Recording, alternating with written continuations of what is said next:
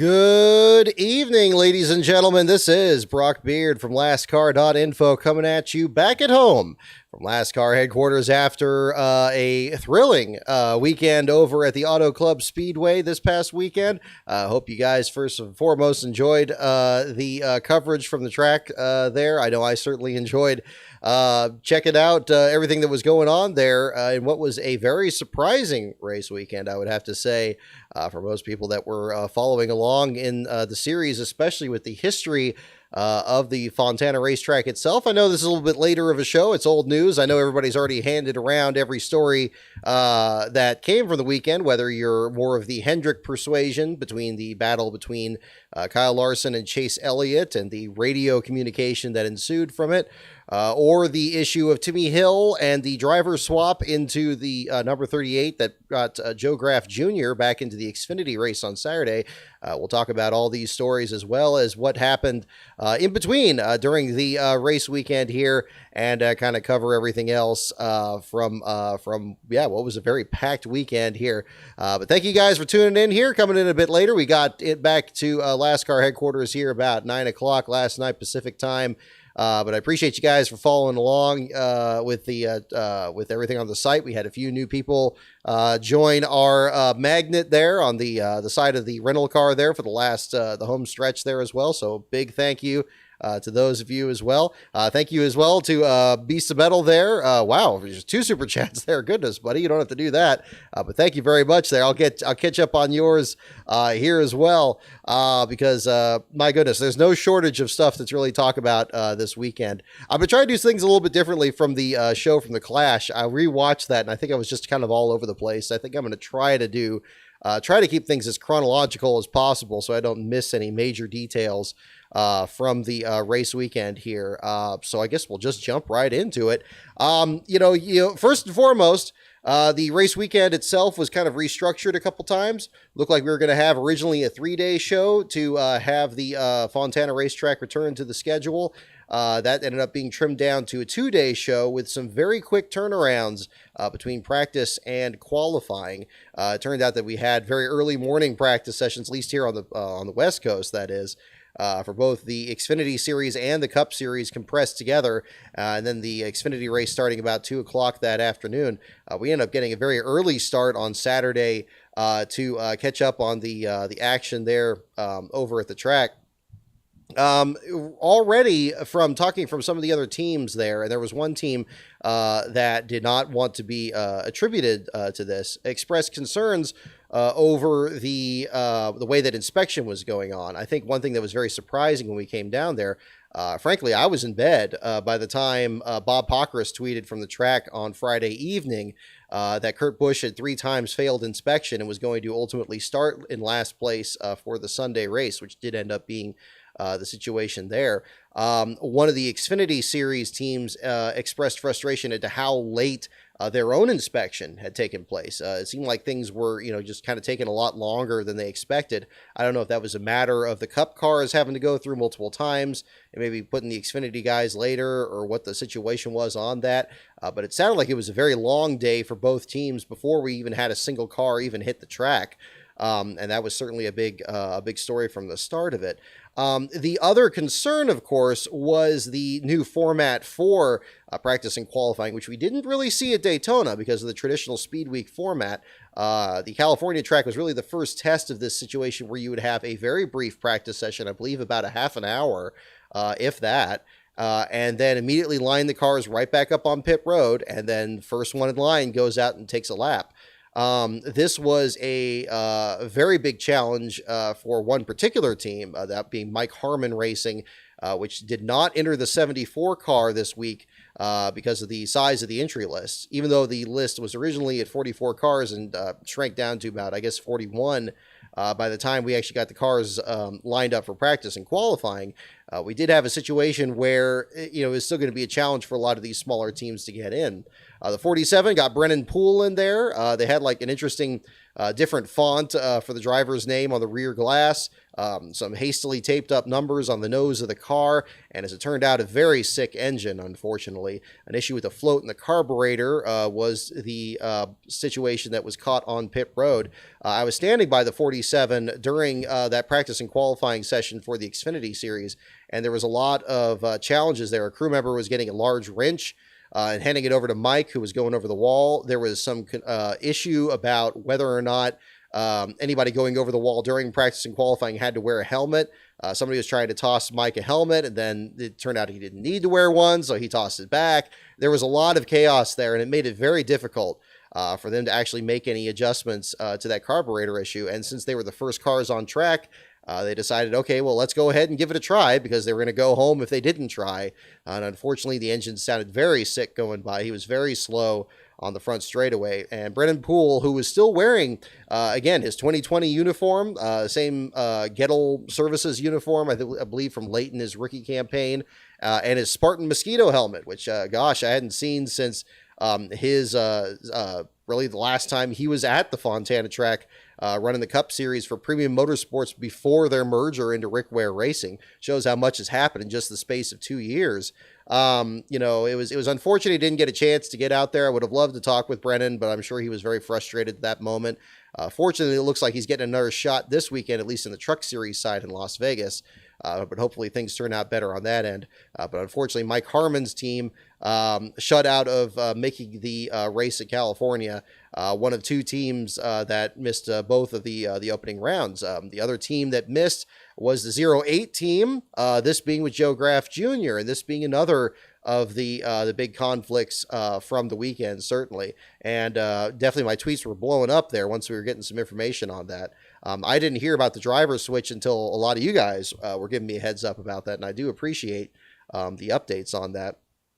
As far as I was concerned, I'd actually talked with Timmy Hill and JJ Yaley before the swap, and that was what got put into the article there. Apparently this deal had worked out where it was a really confusing deal. And again, I want to kind of, I guess we're already at that point, so we'll kind of jump into it. So the situation, as far as I could tell from talking with both JJ and Timmy, is that JJ had worked out this deal with the RSS team and even, I guess, the sponsors to run the 38 car on the West Coast swing. And JJ being a Phoenix native, I guess it's not too surprising. He's put together similar deals. He actually used to drive, I believe he did some start and park efforts for RSS in the past when he and Jordan Anderson and some of those other guys were swapping that ride. Of course, Jeff Green, most notably in that one. But JJ was originally going to run that car coming into this season. But then, of course, after the fact, a new sponsorship came about. I believe it was that it's like a Life Flight company or something like that. I believe that's sponsoring the 66. That sponsorship had been in the works for quite some time through last fall, and had worked out late in the off season, and it was for a full season deal. So at that point, JJ declared for Xfinity points, knowing that he wasn't going to just run a few races, and took the 66 ride over at Motorsports Business Management at Carl Long's team. And Long's team had itself looked to scale back on how many entries they had. So Timmy Hill was actually going to be running the 66 to start this season off, and JJ was swapped in. In fact, I think Timmy was still on the Daytona entry list until very late in the going, and JJ was, that deal had already worked out even well before that had been confirmed going into it. And I guess we got the 13 car coming back this weekend, and we'll see how that shakes out. But despite that, over at on the Xfinity side for Carl Long's team, the only presence they had was a 66 car, so that left open the 38 again. And JJ quite literally, was talking with the RSS folks and said, well, look, I took Timmy's ride in the 66. Why don't you put Timmy in the 38? And so that was, pretty quickly agreed upon. And this had been worked out, after the fact, after Daytona even. It sounded like it was just in that time between Daytona and California. And then suddenly Timmy Hill is in that 38 car, which is an exciting deal for sure. Obviously, RSS Racing really struggled with their transition to Ford last year. Ryan Sieg was very much off from his performance in 2020. His last year with Chevrolet. It seemed like he was on the cusp of several wins in that first year with the CMR roofing sponsorship, but things not quite as good in 2021. But this year, expanding now to 3 cars and getting Kyle Sieg out there after Kyle made his debut last year, getting Kyle out there in the 28 car and trying to get some more laps. You can see how things were kind of working out for them. But it was definitely kind of a deal there where, you're trying to get these rides filled, it would seem like Timmy was, excited to go, ready to go.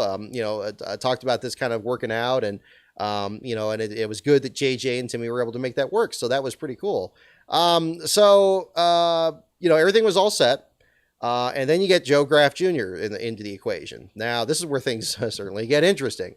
So Joe Graf Jr., of course, has had kind of a checkered past when it comes to qualifying. And now we got practice and qualifying returning this year. And once again, it's only taken, a couple races into the year for him to kind of have some struggles with it. Now, according to Joe himself, there was a miscommunication between himself and the team over at SS Greenlight Racing, which had already had a Cup regular in Cole Custer drive the 07. And, first of all, of course, congratulations to Bobby Daughter for breaking through with the victory there. It may be with the Cup Series regular, and it may be with what was undoubtedly Stewart-Haas Racing equipment. But again, it's still under the Bobby Daughter banner. And to Captain Rob and the rest of the crew out there, I know they must be absolutely elated with that. So fantastic job for them. But of course, one thing that's kind of frustrating with that is that both their cars were not in the show. And there were many people that were representing the Bucked Up Energy Company that were at the track. I actually spoke with Joe Graf Sr., who was standing by. I was just kind of standing there taking pictures of the car, and he started talking to me and was kind of telling me about, how frustrated he was and how many people were there and just how embarrassing it was. And he was just absolutely... I don't blame Joe Graf Jr. for being, kind of reluctant to talk to me after the fact there. But he was very frustrated with what had taken place there. Apparently, Joe Graf Jr. had been repeatedly fitted into that car, and everything was all set, and then everything was set at the shop, and as far as he knew, everything was fine, and that he wasn't going to have to worry about anything at the track, because again, as we saw with Mike Harmon team, a very quick turnaround from practice to qualifying, and it was going to be a very big issue as to, if you couldn't afford to have any issue, because if you had any issue, you weren't going to have any time to practice, and you were going to have to jump in and qualify, and you probably weren't going to be ready. In Brennan Poole's case, it was a mechanical issue, but in Joe Graf Jr.'s, it was an adjustment. And specifically the fact that the car had been adjusted for this weekend's race in Las Vegas, where David Starr is going to be in the car. And I believe Starr was entered in that car at Daytona and failed to qualify. So they had been switching the car back and forth. I assume they weren't using the same exact car because it would be a super speedway versus these other ones. I didn't get clarification on that, but that seems to be the case. But regardless, this particular car, the 08 that was sent home, was also going to be run at Las Vegas, as with a lot of these teams for the West Coast swing. The problem is David Starr is much shorter than Joe Graf Jr. And so what happened was Joe got into the car. Nobody told him that they still had it set up for David Starr before they loaded the car up. And so he jumps in the car and he can't get under the steering wheel because, he's like my height. David Starr is like, I don't know how much shorter. He's not a really short guy, but noticeably different. And certainly a difference when you're adjusting the steering wheel and everything. So basically, according to Joe Graf Jr., they had spent pretty much the entire practice session just adjusting the steering column and getting all that set up there. And so not getting the car shaken down, not going out there and doing it. And again, with the fast Stewart-Haas car.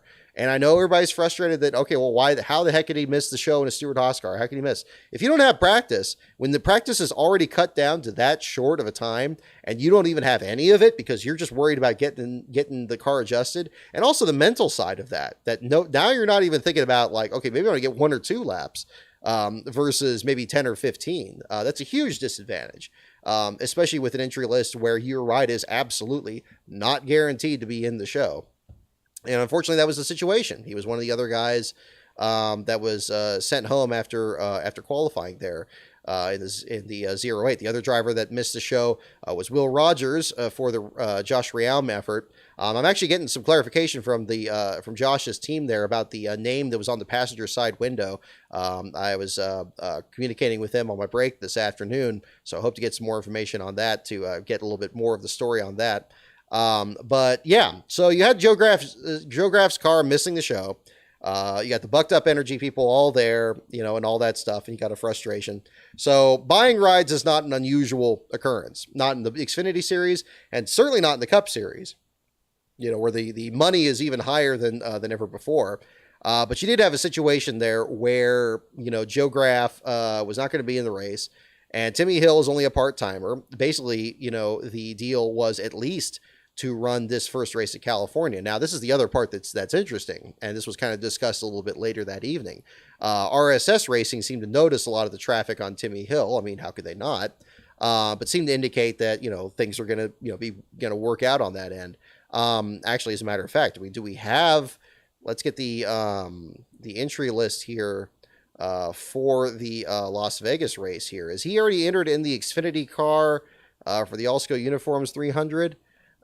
He is not. No, he is not. Okay, well, that is interesting. That's very unexpected. So unless that gets swapped around, so far we have Kyle Sieg in the 38, Ryan Sieg in the 39, and then we have the 28 car with CJ McLaughlin coming back. So unfortunate with the SciAps deal there. So that's kind of surprising because I figured, again, with the way Yaley expressed it was that he's going to be running the 38 for all the West Coast swing. So that should have included Vegas. I don't know how McLaughlin's deal got in there. So that's unfortunate. What I had hoped, of course, was that when they said that Timmy Hill was not going to be in that ride, but maybe there was some kind of deal worked out, that maybe he was going to still run the rest of the West Coast swing. That is now, at least as of this current entry list, that is not the case. So that's unfortunate. But hopefully it'll be something very similar to what we had with Jeff Green, where Colleague Racing bought out their spot. I believe it was Ross Chastain that missed the show, and Green got a deal to get another ride out there. Hopefully something like that works out.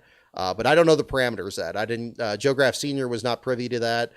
Joe Graff Jr. was not privy to that, and I didn't talk to Timmy Hill after the driver swap, so I didn't know what happened on that end. So hopefully we'll find out in these next few races. But that was certainly a bit of controversy. I get the frustration. Again, my notifications were blowing up that whole time, and I'm sure Timmy's were, as well as Joe Graff's and everything. Joe, you think about the video I did last year where he and Jeffrey Earnhardt were kind of confronting each other on pit road.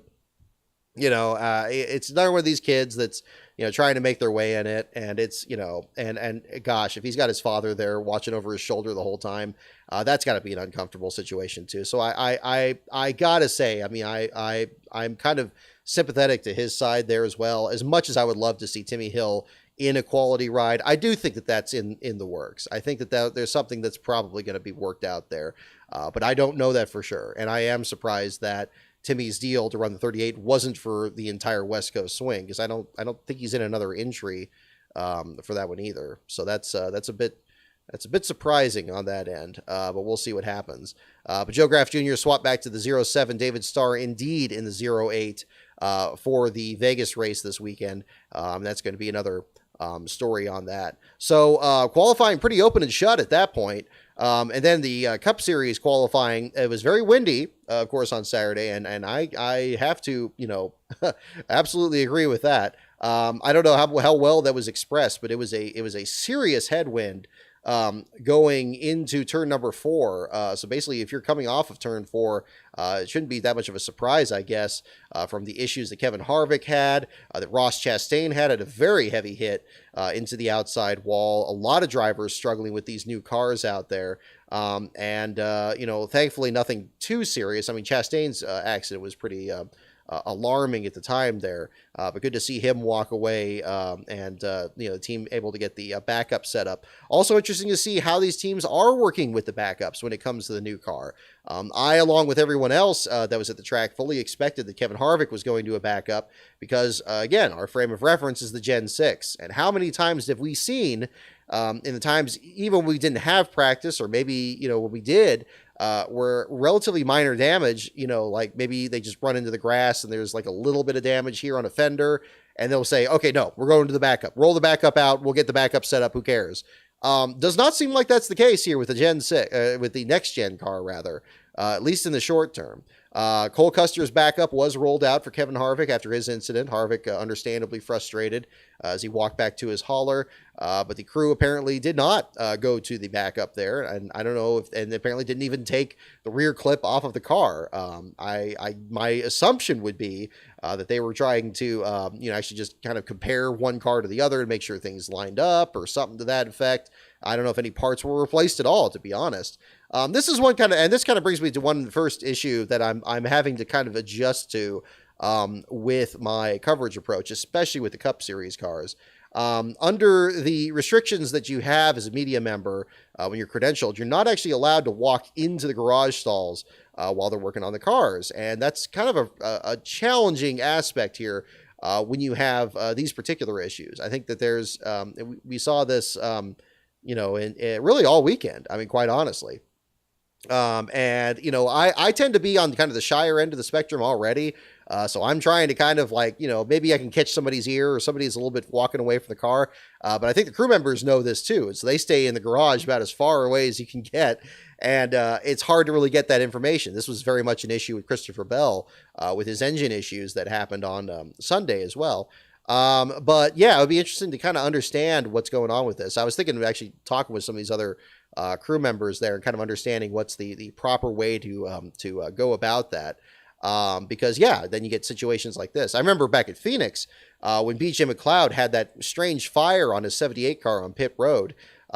He also had rolled the backup out, and myself and everyone else had rightfully concluded that he was going to a backup. But then I was able to, kind of get to BJ in the fan zone area there and ask him what had happened, and then said that he wasn't actually going to a backup, that they were swapping over some stuff from the other car, and they were actually able to do that in the Gen 6. It's because he didn't have the actual body damage there.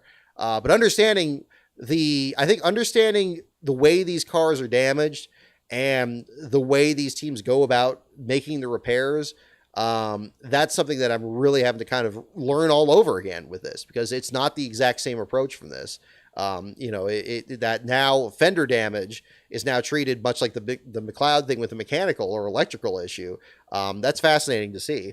And that was kind of an interesting way for that to work out. So we'll see if that's something I'm going to have to kind of really look at. And I think it's also something that's going to kind of color a lot of my articles here in this next stretch between this our last trackside coverage for a while before we go back to Sears Point in mid-June. I'm going to be really kind of listening out for, weird little issues these teams have. Are they replacing parts of the under tray? Are they doing this? Are they doing that? I think the teams are trying to figure this out too, maybe how to get to certain parts of the car.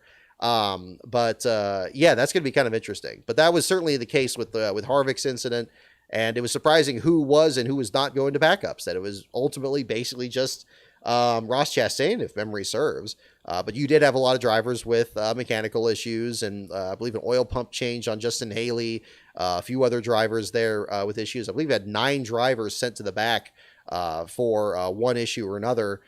Kurt Busch invoking the 3 penalties mentioned earlier, having to do the pass-through penalty and go into the back there too. But that was interesting. With practice and qualifying going by that quickly. I don't know. I mean, I kind of like a traditional setup where you have much longer practices and give these teams a real chance to fix something, or if they have to go to the garage area to fix something, that's really cool. I mean, usually in a longer practice session, the garage area is very busy, but in the Xfinity Series side, I think this is the same in the Cup Series side. The cars are just sitting on pit road. So you're almost in a situation that's kind of similar to what happened at the Clash, where you have very limited equipment. And if you have one of any number of issues, there's really not a whole lot you can really do about it, whether you're an Xfinity guy or a Cup guy. So the way they had it set up, though, I mean, one thing I will say, the Fontana garage area is not one of my favorites. I think it's very hard to navigate because, first of all, the tunnel to get into the infield is way over in turn 4, and the garages are all way over into turn 1. And the width of this track is massive. It's absolutely tremendous. So to go from one end of that to the other, It's not like Las Vegas where the garage area is kind of in the middle and you could choose whether to go to turn 4 or turn 1, and you could do it relatively easily. Even Texas, to a degree, is like that, although since it's flatter and the quad ovals, it makes it a little bit trickier to go from one end to the other in that sense. But Fontana at this particular kind of oval, and I imagine it's probably like this in Michigan. I don't know where the tunnels are at Michigan in comparison to Fontana, but at this particular track, it's very challenging to actually try to get from one end of the pit road to the other. And that's a real challenge for the way I do it, because I like to go into the garage area and I like to spend a lot of time in there and see teams work on cars and try to get them back out there. In the Xfinity Series, we saw a bit more of that. But in the Cup Series, there was a lot less of that. And I'll get into that more when we talk about the Cup Series race. But on the Xfinity Series side, one thing I liked about it, though, is that when they did qualifying, they would bring the cars in, and there were 3 garage buildings. I think it's 1 through 3. I believe it's 1 through 3 from the middle out. So there's 1, 2, and 3, and 3 is closest to turns 1 and 2. And there's tons of different garage entrances. There's at least 5 or 6 to get in there.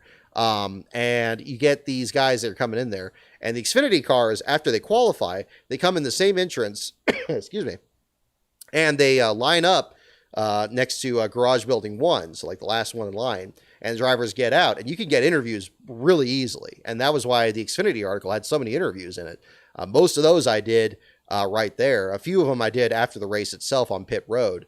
But everybody was very accessible. And so I was able to talk with Mason Massey about the Bristol race where he almost finished in last and he climbed out of that spot. It was cool for him to share that story. There were other guys I saw there, Stephen Parsons. So many people. I mean, everybody was, much like the Clash, the atmosphere was very electric. Like, everybody was so excited to be there. I do think, and I think we touched on this in the Clash show, I think it's a consequence just as much of anything of, obviously the last couple of years with all that's happened there, and people being anxious for any kind of outdoor activity or any kind of mass, group event or something like that. People just all excited to be there. Everybody was taking each other's picture, and just having a great time. I didn't see too many people that were really angry or upset or, anything like that. So that was really good to see. It seemed to be the same thing for Last Pro up at the stands too. But this translated over to the Xfinity garage. So when the cars were pulling in, you could talk to, any of the drivers that are coming out. Everybody was very open. That's where I talked to Timmy and JJ and all those guys. And it was I really enjoyed that, because unlike some of these other, maybe that's one thing where I'd like with this format, is that it kind of allows you to kind of get these discussions and actually talk about, about what's happening, and as many drivers as possible that are accessible. That was great. And to their credit, the Xfinity guys, nobody was running the mobile home lot was right behind it. And they could have easily scampered off there. None of them were doing it. And that was really cool. Talk with a couple crew members. There was a crew member that was from Joe Gibbs Racing that was actually going to work on the Realm team. And he was coming in after the 33 rolled in, and he was saying like, hey, where are we on the rankings? And unfortunately, that team didn't qualify, but he was all ready to go to help the 33 out. So even a team like that, and obviously I assume that the fact they're running Toyotas has something to do with that, with him getting JGR crew members. But he was all ready to go, and unfortunately, he was a tire carrier, I believe, wasn't able to participate in the race itself. But yeah, that team is trying to make things happen as much as anybody else. But yeah, really enjoyed talking to people out there. Stephen Parsons was there with the mullet and everything like that. And really cool atmosphere from there. So I really enjoyed doing the interviews out there, and then getting ready for the race itself. The Xfinity Series race. So this kind of leads me to like where I was sitting in the media center. So this is a whole other thing. I didn't even know it was there in 2020. So in 2020, when I was the only time I've been credentialed on that track there's a very small media center that's on the very, very far end of that long red building that you see behind pit road, the very, very left end of it, like as far down as you can get before the last entrance to the garage area, just past the exit of pit road. That on the bottom floor, that's where the media center is. So when they do the post-race interviews and stuff, that's where they are. And to keep your frame of reference again for the size of the track, the infield care center, way back over in turn 4. So, really when you're doing coverage for this race, there's very little incentive to get over to turn 4. There's very little that gets over there unless you want to go over to a particular pit stall or something back there. So the media center, the garages, and even the entrance to the motor coach lot, it's all in that immediate area on the turn one side. What I was not aware of is that there was actually a infield press box that has, I believe, 3 or 4 rows of seats. Myself, I was in there. Jonathan was in there that we hung out with at the track there that weekend. Jeff Gluck was in there. I mean, a lot of other people were in there. So that was pretty cool. So we had, and that was a great view. And what was cool about it, what I liked in particular, is that it was the garage, it had a garage entrance right under it. So you could see the cars getting pushed out. And I thought that was pretty hip. So this is where it kind of leads into the different kinds of last place battles you have. Because what I like to do, if I can, is I like to watch the race from an open stall on pit road and see the battles for last place and kind of tweet it on the phone as much as possible. The internet signal, the data signal in Fontana is not the best. I believe it's Verizon is the best service provider down there. I do AT&T, and I had a portable Wi-Fi thing that I brought that used T-Mobile. So try to match all that together. I don't know. Basically, I had a it was supposed to give you 5G, but I think I had a 2.4G on that. So it worked pretty well on Saturday. I didn't recharge it on Sunday, so that's why the tweets came out a little irregular on Sunday. So I spent more time in the media center there.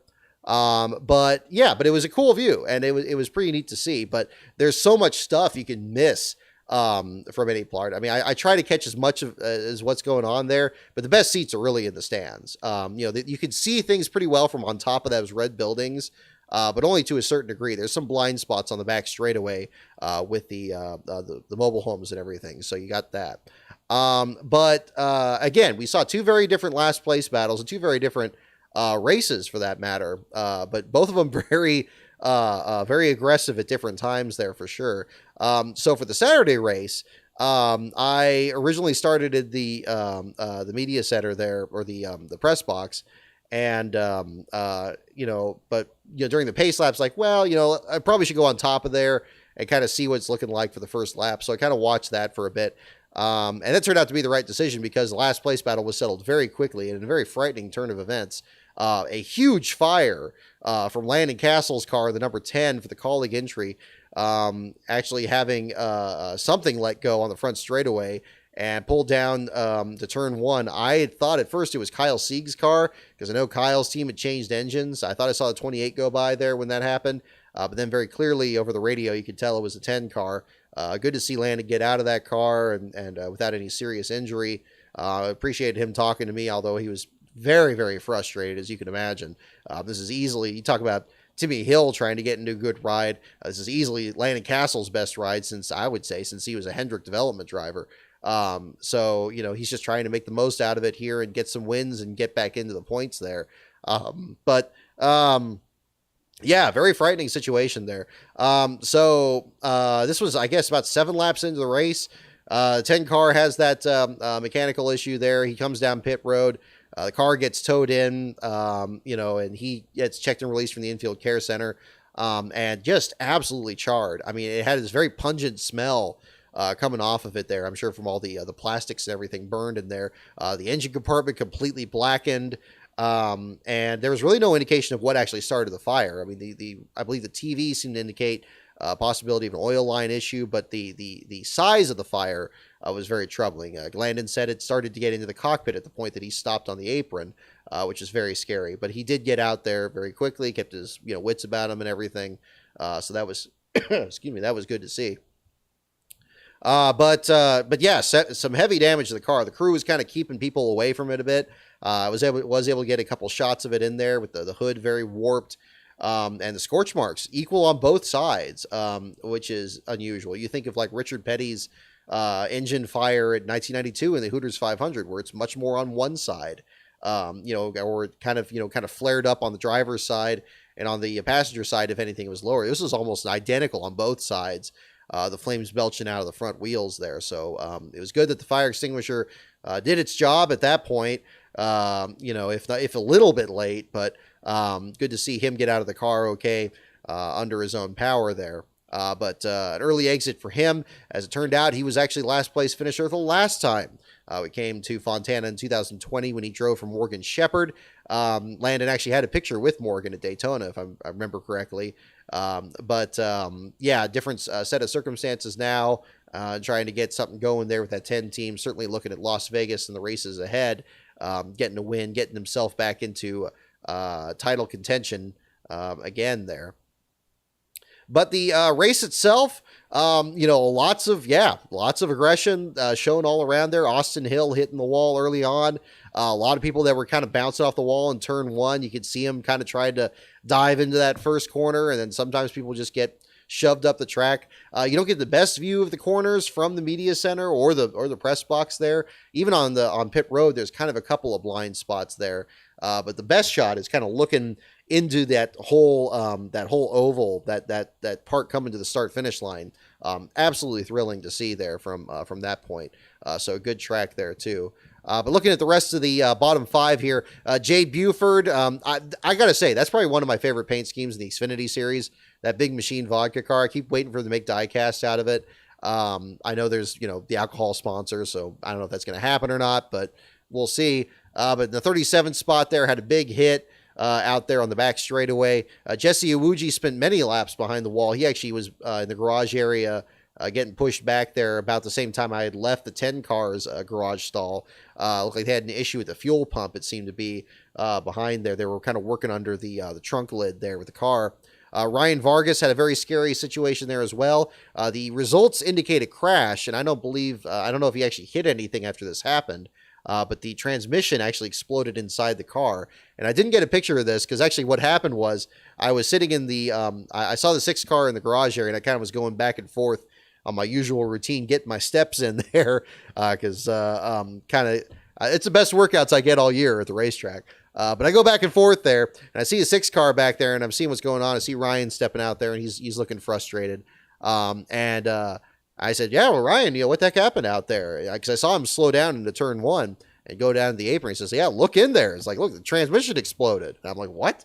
So I go in there, and the boot of the transmission is like, it's like blasted off of there. It's like sitting almost on the driver's seat.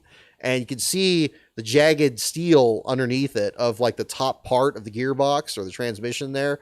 And apparently, of course, he's shifting gears and he's got his hand right there. So when that happened, it popped up. It injured his thumb. There's actually like a piece of debris or something that hit his thumb, because imagine how startling that must be. And he was kind of dismissive of it at first, but he was kind of favoring it towards the end. We'll see if we hear anything more about that going to Vegas and beyond. But it was kind of a nervous situation. As it turned out, actually, my brother was up in the stands with Ryan's family, actually in the stands, kind of hanging out there. And so my brother was kind of asking more about him at the same time. And I told him about the injury. He said, "Yeah, I'm probably not going to tell him about that." And it's like, yeah, that probably was a good idea at the time. So, but that was certainly the situation there. But Bailey Curry running at the bottom 5, Vargas's teammate. At the back of the field. Just like back at Daytona, we almost had a race end with a dramatic finish there, but a incident there at the last second there, creating overtime into the early evening, which was pretty cool, conjuring memories of the second races that we used to have here in September. And as much as I'm not a big fan of those, I did mention them rather derisively in the Rise of the Field Fillers episode, because September weather in Southern California is very, very hot. And this weather was very temperate. It never got above 75 the entire weekend. So the spring race is much better. But those night races were pretty cool. At least they look cool on TV. So that would be kind of interesting to see. But we did get to see that a bit at the end after Brandon Jones hit the barrels there at the exit, or the entrance rather, of pit road. I didn't see. Again, pit road is so long. I just saw a brown cloud at the end of pit road and all these equipment trucks rushing up the pit road the wrong way. When that happens, there's something serious going on. But luckily, Brandon's okay. It hit behind the driver's compartment, so that was good. But yeah, it just did a real number on the back of the 19 car, dropping him out fishing in the 33rd spot. Sheldon Creed banged up there at the end. Tommy Joe Martin's car had some kind of engine issue there, seemed to be kind of dropping off there towards the end. Jeffrey Earnhardt was a real heartbreaker during that. Seemed to have a top 10 run going. He had gone from the back to the front 2 or 3 times. We actually talked with him before the race started. about the fact that they had a gear oil leak in qualifying, which kept them from going out there and completing a lap. They went to the back of the field and then back to the front, had a car overheat when they picked up debris. And seemed like they were going to get a top 10, which would have been great for the Sam Hunt team. They're still pretty new. Jeffrey Earnhardt's been a journeyman driver for all these years. But he was thrilled about, how well that team performed. He's not running the car this weekend. John Hunter Nemechek is, but he's certainly looking forward to his next run with the Forever Lawn sponsorship. And that'll certainly be something to look forward to as well. J.J. Yaley mentioned earlier, finished in the 22nd spot. Joe Graf Jr., after taking over Timmy Hill's ride, got 15th. Brandon Brown with the right front damage. He was very angry at himself for causing what he believed was a self-inflicted injury on the number 68 there late in the race. He had a very fast car, but ends up still in the 11th spot, just outside the top 10 behind Ryan Sieg. But a good recovery for him there under the circumstances there. So a good run for him. Ryan Sieg looked like he was flirting with a good run there. Anthony Alfredo, very impressive, returning to the side of his Xfinity debut, this time driving for Our Motorsports, working some tire strategy into it, coming from the 28th spot on the grid to finish 5th in the Dude Wipes car. Very good to see. I think he's going to, that 23 car was absolutely the kingmaker of last season, and it's good to see that continue into the first part of this year. I think he may actually be a contender to possibly pull off a victory this year.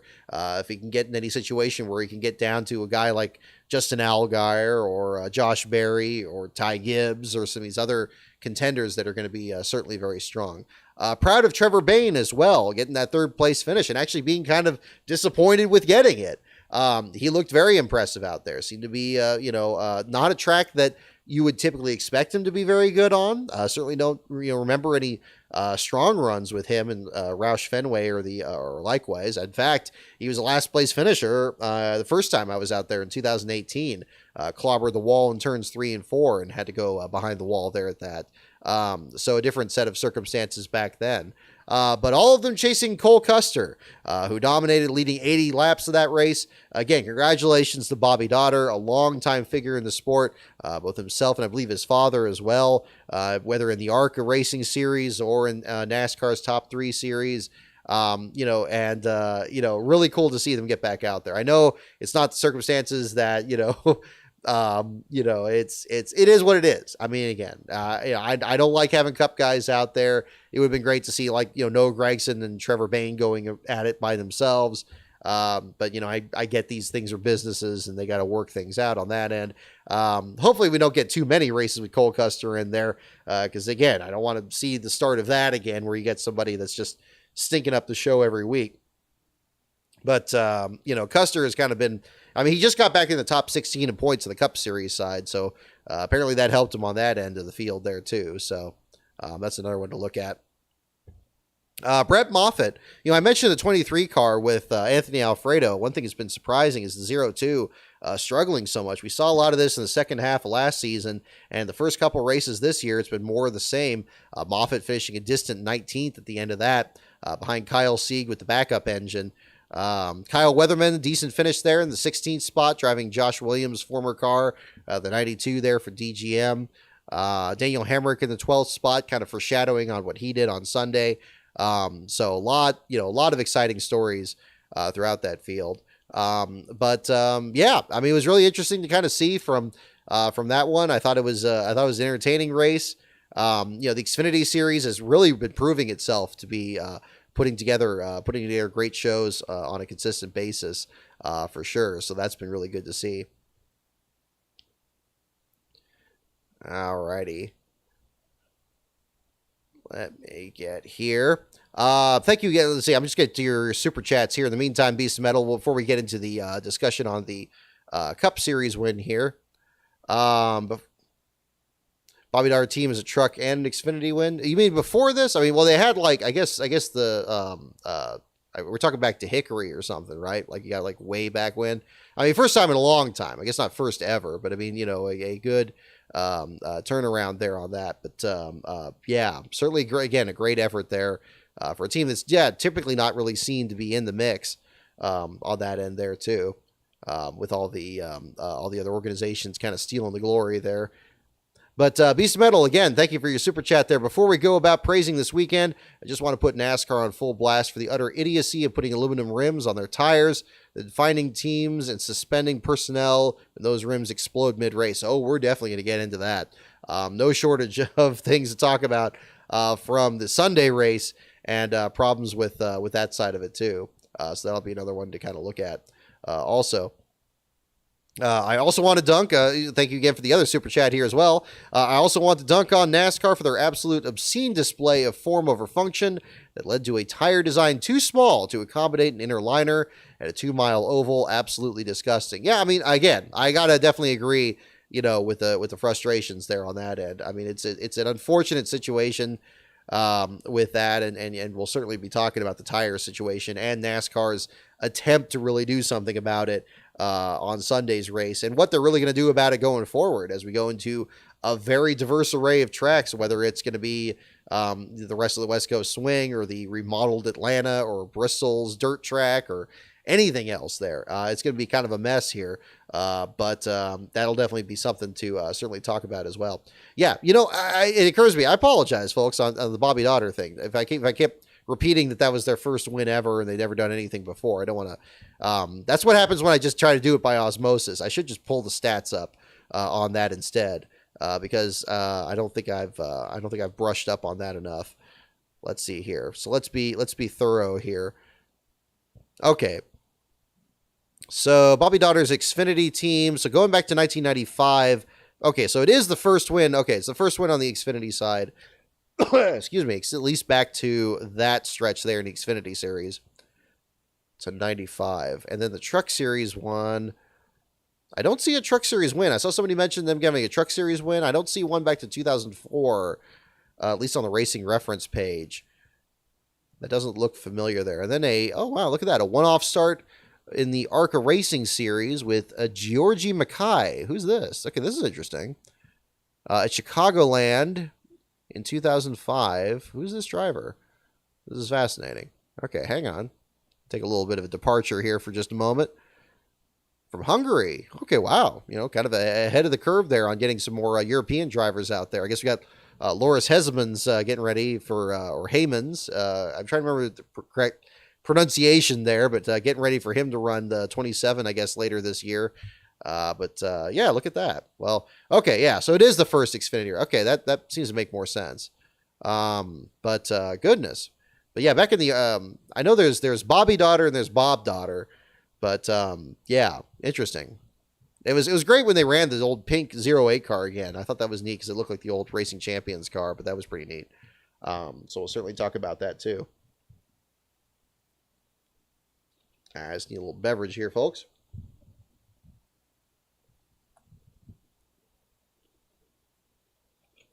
All right. Drinking a little something different tonight here, folks. This is another thing, too. When we drove down on Friday, we had a hell of a time finding a gas station in LA, which I know sounds bizarre. But we actually almost ran ourselves out of gas because we found like the one exit that had nothing but suburbs.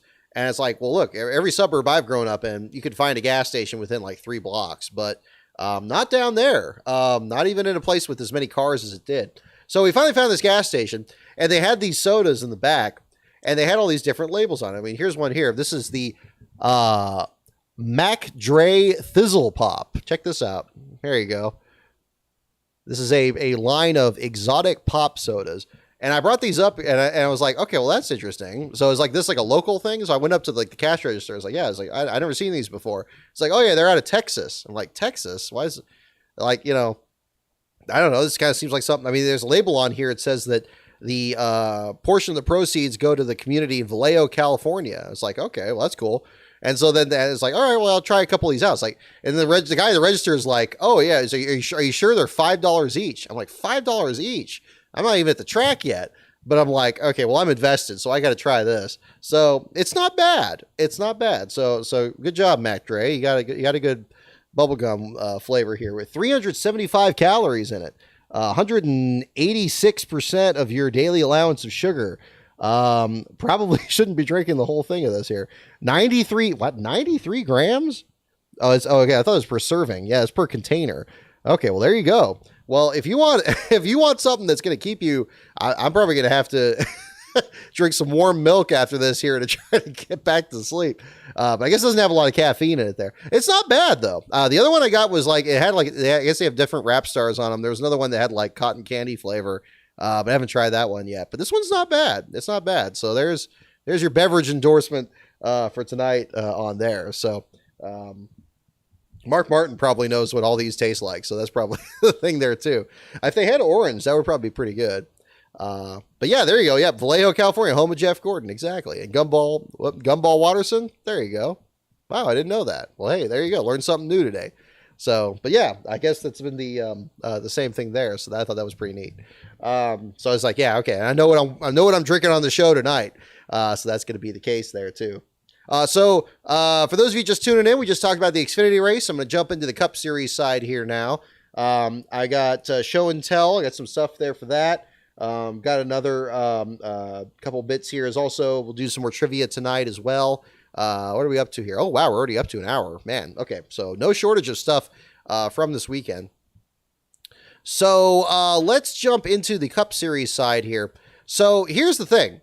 What I'm really used to on the Cup Series side is having a lot of open teams out there because that's my first focus. I want to see how the open teams are doing. And then I'll kind of go to the back end of the chartered guys and kind of work my way back up through there. I discovered when we did the Clash earlier last month now, that it's a very different experience when you just have the chartered guys out there. And it definitely feels like something's missing. Now, you still have the back end of the chartered group, whether it's BJ McLeod's team or Rick Ware's team. I guess you can throw Spire Motorsports into the mix there to an extent. It gets a little hazy from there. But that's that kind of should be my focus. In the Cup Series race, it was very challenging to kind of maintain that. Because in the Cup Series race, we saw a lot of comers and goers. We saw a lot of drivers have fantastic runs. We had a lot of drivers that were completely out of it, that would have been out of it in any other race, especially in a Gen 6 race, who were suddenly not only in it, but having a very legitimate chance at actually pulling off the victory. And at Fontana, at a track like that, having seen the way that track raced in 2020, where everybody would kind of broke up into 4 or 5 car drafts and that was it. It was very interesting to see. Now, some problems with the car, I think, did allow for that. And of course, as Priest of Metal very, very well brought up from the very beginning of the show tonight, the tires are certainly a big part of that. So going on to Sunday and going into that race, not really knowing what to expect. But what we did have that was perhaps unexpected was probably the largest crowd that we've seen at the Fontana track in quite some time. Very much, very, very nice group that we had over there. All kinds of people were bringing their kids. A lot of like college aged people there, a lot of older fans there. It was a great cross section, just everybody, just like the Clash. And it probably brought people that went to the Clash and found out there was another race there that month. They probably were the same people that bought ticket for this one. Big thanks to talk to Garrett in the infield there. We meant to meet up, I believe, over at Vegas or Phoenix last year. We just kind of missed a connection. But then it was at the Clash. We missed a connection there. But he was actually parked right across from where I was in the infield. We had a wonderful conversation there before the race. He was telling me about being there for the last race at Riverside in 1988, and that was exciting. And we had a great conversation there.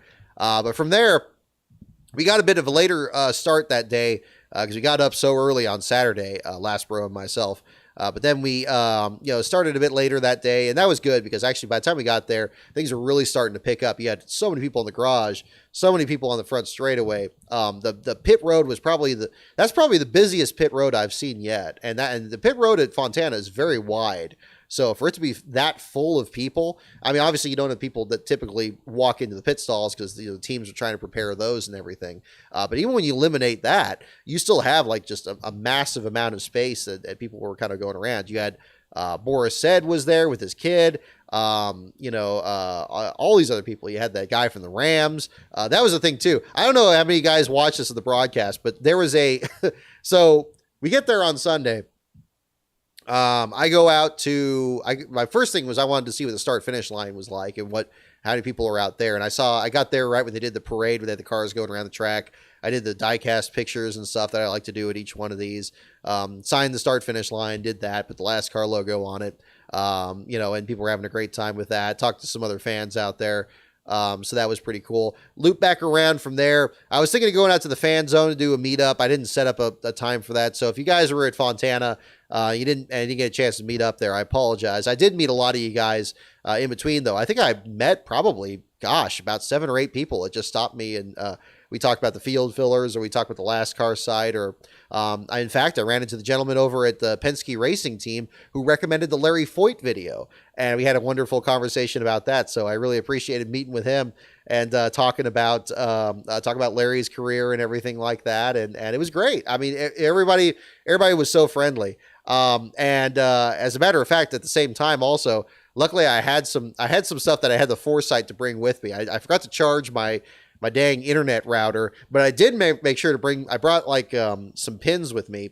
What happened, and a big thanks to Brian Hallman, who's been a huge help at the Last Car site, both from his incredible photography that's been helping the videos, as well as the rise of the field fillers and the individual driver profiles.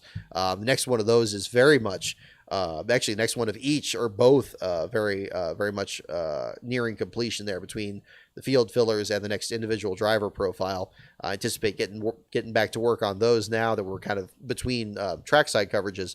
But he had some old NASCAR merch from actually I was about to say it was just mid 2000s, but actually some of it was from the 90s.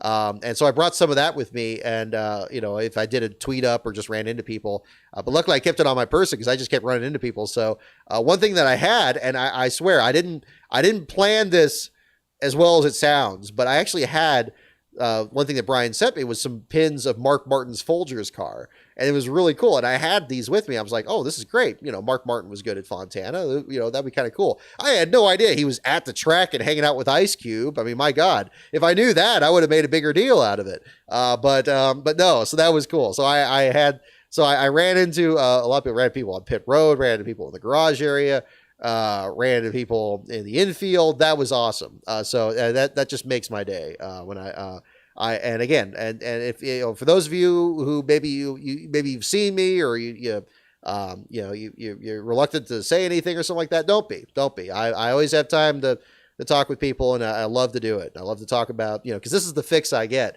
I only do this maybe 4 or 5 times a year, doing the trackside thing. So I want to get the absolute most out of it. So if you guys want to, be part of it there, whether you're a guy on the magnet, or if you just want to talk or hang out, I'm totally open to it. So I definitely appreciate every fan that stopped by and everything, because it was really cool. My gosh, all the people, the excitement was huge. I can't overstate when I went on pit road after I went to that. Well, this is where I brought up the broadcast. There was one part of the broadcast, I haven't watched it yet. I got to rewatch it here. But on pit road, they had that guy from the Rams, Whitworth, that guy that's I don't know, he's 7 feet tall. And he was there with Matt Kenseth and Boyer. And I saw I didn't see they were filming. I was just trying to get on pit road, and there was kind of an opening, and I was walking by there, and I saw the cameramen were there. So I was like, okay, well, I'm going to try to duck down and kind of get behind him there. So I don't know if I ended up on camera. It certainly wasn't intentional. I was getting the heck out of there as quick as I could. But I got back out of there, and that was right when I ran into the guy from the Worth Company that was standing by with Austin Cindric's crew. He was so excited. He was saying his company's been sponsoring all these cars and the Penske team, but he's never stayed for a race. I guess not. I mean, I don't know what presence they have in IndyCar or anything like that, but I mean, certainly in NASCAR, they've been sponsoring a lot of the Penske rides.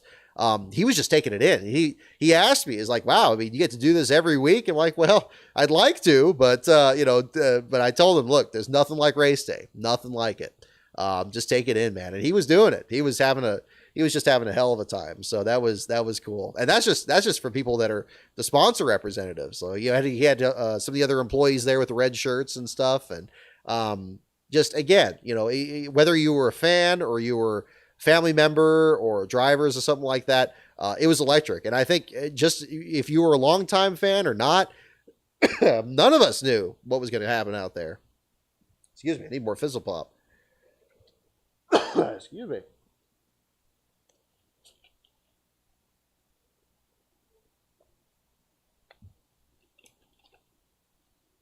The broadcast was actually good. That's what I'm hearing. I haven't seen it yet, but I'm hearing a lot of positives, especially about Kenseth. Can't say that's entirely surprising because Kenseth is hilarious, and him talking to Joey Logano was a tour de force. So kudos to whoever set all that up. I think that was a great idea. Excuse me, folks. Sorry about that. Yeah. So we get to the Sunday race. So we get on pit road. I get up maybe about to where the scoreboard is, which is I think about a third. It's not even halfway. I think it's like a third of the way up there. There's the fan bar that's in the building that's named after Les Richter, and then all that section. That's about as far up as I got. So not even halfway up pit road before they started kind of pushing people back there. And they're playing the Pitbull music and stuff, and that was cool, and everybody's just kind of having a great time. So get back behind pit road. So here's where things get challenging, though. So in the times that I've done this, I mean, there's been a certain number of races I've done where I've just been there as a fan, and there's a certain number of other races that I've done now since then where I'm doing it with the intent of doing the last place coverage. In that time, I've started to see that there are some races where if they play out this way, I'm probably going to get a lot of information. But if they play out this way, it might be a little bit more difficult. And that was certainly what played out this weekend. In the Xfinity race, where you had not only drivers that were readily available after qualifying, because they were all like right there, that was fantastic. And then of course, unfortunately for Landon Castle, you had a very early engine failure. Car drops out, falls behind the wall. Jesse Iwuji's car is right behind it right afterwards. That's like the best case scenario, ironically. I mean, not best case scenario for them, but best case scenario for what I do. Because if they're going in the garage area, I know that they're going to be from one building to the next. I can go from here to there, and I can kind of talk to them. Drivers are going to be kind of hanging out, or maybe they'll be coming back for the infield care center by the time I get over there. Usually that works out pretty well. The more challenging one is what we had on Sunday, where you have several drivers that are having mechanical issues, but they're not going to the garage area. Instead, they're trying to fix them on pit road. And that was extremely challenging. Probably the easiest way to handle that, ironically, is just to stay in the media center and switch between radio channels and try to figure out what the heck is happening.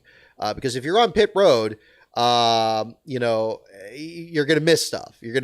And especially with the issues of the internet connection, you're not always able to pull up statistics or pull up the channels or anything like that very well. And you got the radio, you could hear the radio traffic, but then you're not going to be able to tweet stuff. So you got to kind of balance those issues. So, at the early laps, it was pretty good. You have the situation where you have people at the back of the field.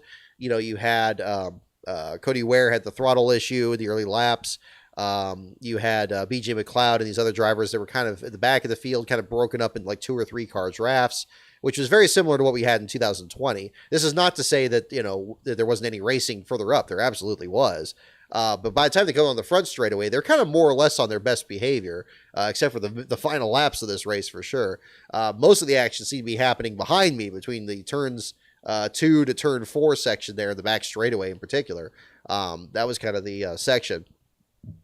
But when you have drivers that are having mechanical issues and they deal with them on pit road, it's very hard to be everywhere at once because, of course, again, the pit road is very long. You could have 2 cars that are parked down here. You could have another one that's parked up there. You're never going to be able to catch all of them, and that's going to be a problem. The best thing you can do is try to be in one place where you can listen to any number of the channels and just try to pick it up as best you can. And that was what I kind of had to do in those early laps. Once Cody Ware came in for the throttle stop issue, and then Kyle Busch came in for the overheating issue, and then Daniel Hemrick came in for the shifter issue, and then Christopher Bell came in for an overheating issue, it was very challenging to keep all that straight and try to figure out what the hell was going on and who was still on pit road and who wasn't, because you couldn't see. In fact, I mean, it was very difficult that way.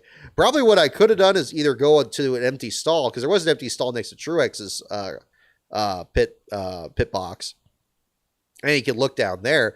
But when I saw the 18 and the 16 were there, they were actually kind of near where I was in the media center, and then went down there, then they were both gone. And I'm like, okay, well, all right, what the heck happened here? So I'm going back into the media center and I'm trying to piece together what's happening. And it was just, I always felt like I was like 2 steps behind during all of that. It kind of reminded me, the Sears Point had a race like this in 2013. Actually, Jacques Villeneuve's most recent Cup start before this year's Daytona 500. The very beginning of that race, Bobby Labonte had a mechanical issue. He had the hood up on his car. And Jacques Villeneuve, I believe, had a leak of some kind, and his car was on pit road. And this was after Alex Kennedy, or Paulie Haraka ran in the back of Alex Kennedy as the cars rolled off pit road on the first pace lap. So you had those issues all happening at the exact same time. Plus, it's starting to rain, so you don't know if the race is going to start. And all this was being dealt with on pit road. So you have different parts of pit road that are having stuff happen. 52 comes in. They're just going to try to patch the car together as quick as they can before getting out there. Alex Kennedy, the same thing with his car damaged. Bobby Labonte and the 47 and 51 are coming in and off pit road. Are they going to get going? Then when the race gets green, 52 car with Haraka is starting to fall apart. Bobby Labonte's engine blows up going up the hill. He ends up parked in the middle of the track. You can't even get to him. I don't even think until after the race is over with. 51 car, I don't even know what happened to him. That was kind of the equivalent of it. And I think when you're doing the last place battles, sometimes it doesn't play out the easiest way possible. That was definitely the case with this one. And like the Clash, we had a situation where the first battles for last place were all mechanical issues. But this time, unlike the Clash, you had the pit boxes, the war wagons there, so they had more tools to work with than just what little they had. The infield of the Clash, and of course the Clash being an exhibition race, there's no real reason to keep going out there if you have all these problems. I found that very difficult to follow. Once these cars started losing like 4 or 5 laps, I was just like, okay, look, I could go out there and try to just pluck fireworks out of the sky or something, or I'm going to just stay up here and I'm just going to try to track this as best I can, try to untangle it, try to figure out who's running, who's not, who's going to be falling out, who isn't. And that was kind of the thing. So, but then once that kind of settled it out, once I could actually see that Kyle Busch was back out there, that Cody Ware was back out there, that you had these other guys out there, then things kind of more or less settled down. With a couple of big exceptions. A little bit of craziness happened about 60 laps into the race. Cody Ware was actually in the garage area. He was the first car in the garage. Now he's going to go down there and try to track what was happening. By the time I got there, he was already exiting the garage area, coming out right under where I was in the media center. Now, as he was doing this, he was coming out of, I believe it was the garage building 3, so it was the last of them. And you go at a 90-degree turn, and you're coming along parallel to this fence. And then there's an opening in the fence. This isn't the Autograph. There's Autograph Alley, which is further up. And then there's this last entrance down here. And that was one where Cody Ware was going to come out. Now, literally right next to me, there's like 3 employees of the track. And they're pulling this podium backwards with their back facing the car with the trophy on it. The actual trophy with like the Woody on it and everything. And they're going to walk out like right in front of Cody Ware's car as he's coming out of the garage area. And I'm like, and the security guys, I don't know what they were looking at. It was like, what the hell are these guys doing? And it literally had to kind of get out and do this. I was like, whoa, hang on. And then 51 just roars right behind him because he was trying to get back out there as soon as they could. Just by inches there. I mean, no exaggeration. He could have actually run over the dang trophy there. Behind the wall. You never know what you're going to see back there. But that was certainly the most, I think that was the closest call, at least from the view that I was having back there with what happened in the 51 there. But the 51 did get back out there. At that point, they were trying out a setup for Las Vegas. They were swapping over setups after the race was over with. And Cody, I think, showed a lot of patience out there, trying to just do the best they could. And hopefully have a better race in Vegas and the other races coming up here. But ended up losing, I believe, about 14 laps. So he was last by a pretty good margin for most of the event. And at that point, things kind of settled down. Christopher Bell's situation popped up about 90 laps into the race. Bell spun out off of turn 4, and this goes back to Beast of Metal's point, had a flat tire, and that was apparently with this car the worst thing that could possibly happen. You have a flat tire, you have the nose of your car on the banking, and you are stranded. You are not going anywhere. Just like Josh Bilicki, when he had a flat tire, got stuck in the grass, and these drivers are going to lose 3 laps. Even with the late rule change that NASCAR had, where they're going to actually get the cars towed back, and not have them being eliminated under the crash clock. Have an exception where they could get towed back to their pit stall. That's definitely something that needs to be reevaluated, and we'll definitely come up to this point here. So it was what we had was a situation where, you had all these flat tires and all these drivers losing multiple laps, and so in spite of the fact that we for a lot of this race we had maybe about 28 to 30 cars on a lead lap, it was pretty impressive given all the mechanical failures and all the flat tires.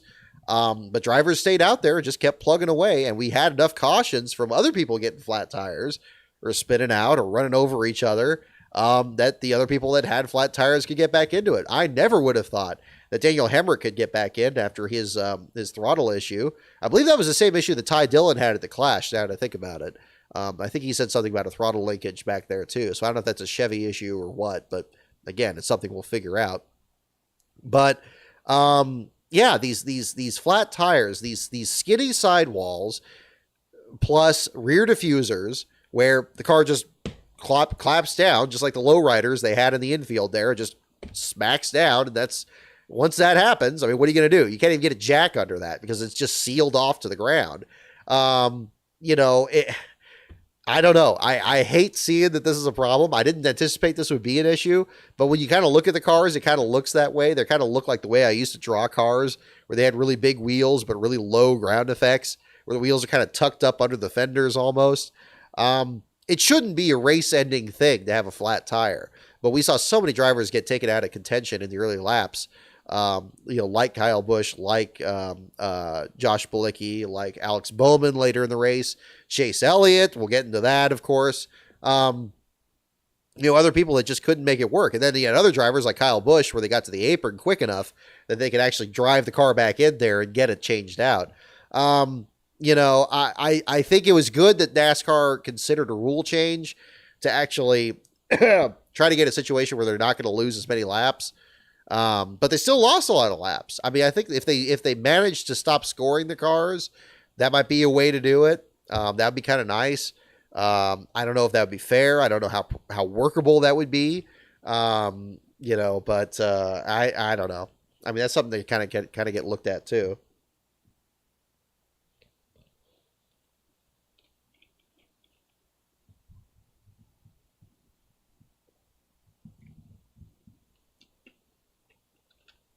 But, I mean, if you have, I wasn't sure if they had like interliners or not. I mean, or if they did, they certainly weren't doing a whole lot because their tires just shredded to heck. It looked like they're just riding on the rims. I don't know. I mean, have breakaway tires where you can run on the rims. Maybe the rims themselves have some traction. I don't know what the heck you do. But it's a silly problem to have, and it shouldn't be something that takes people out of a race because you can't count on them having this many cautions. Eventually, these guys are going to figure these cars out, and you're not going to have a whole lot of cautions. You're not going to have a whole lot of spins. You're not going to have a whole lot of wrecks.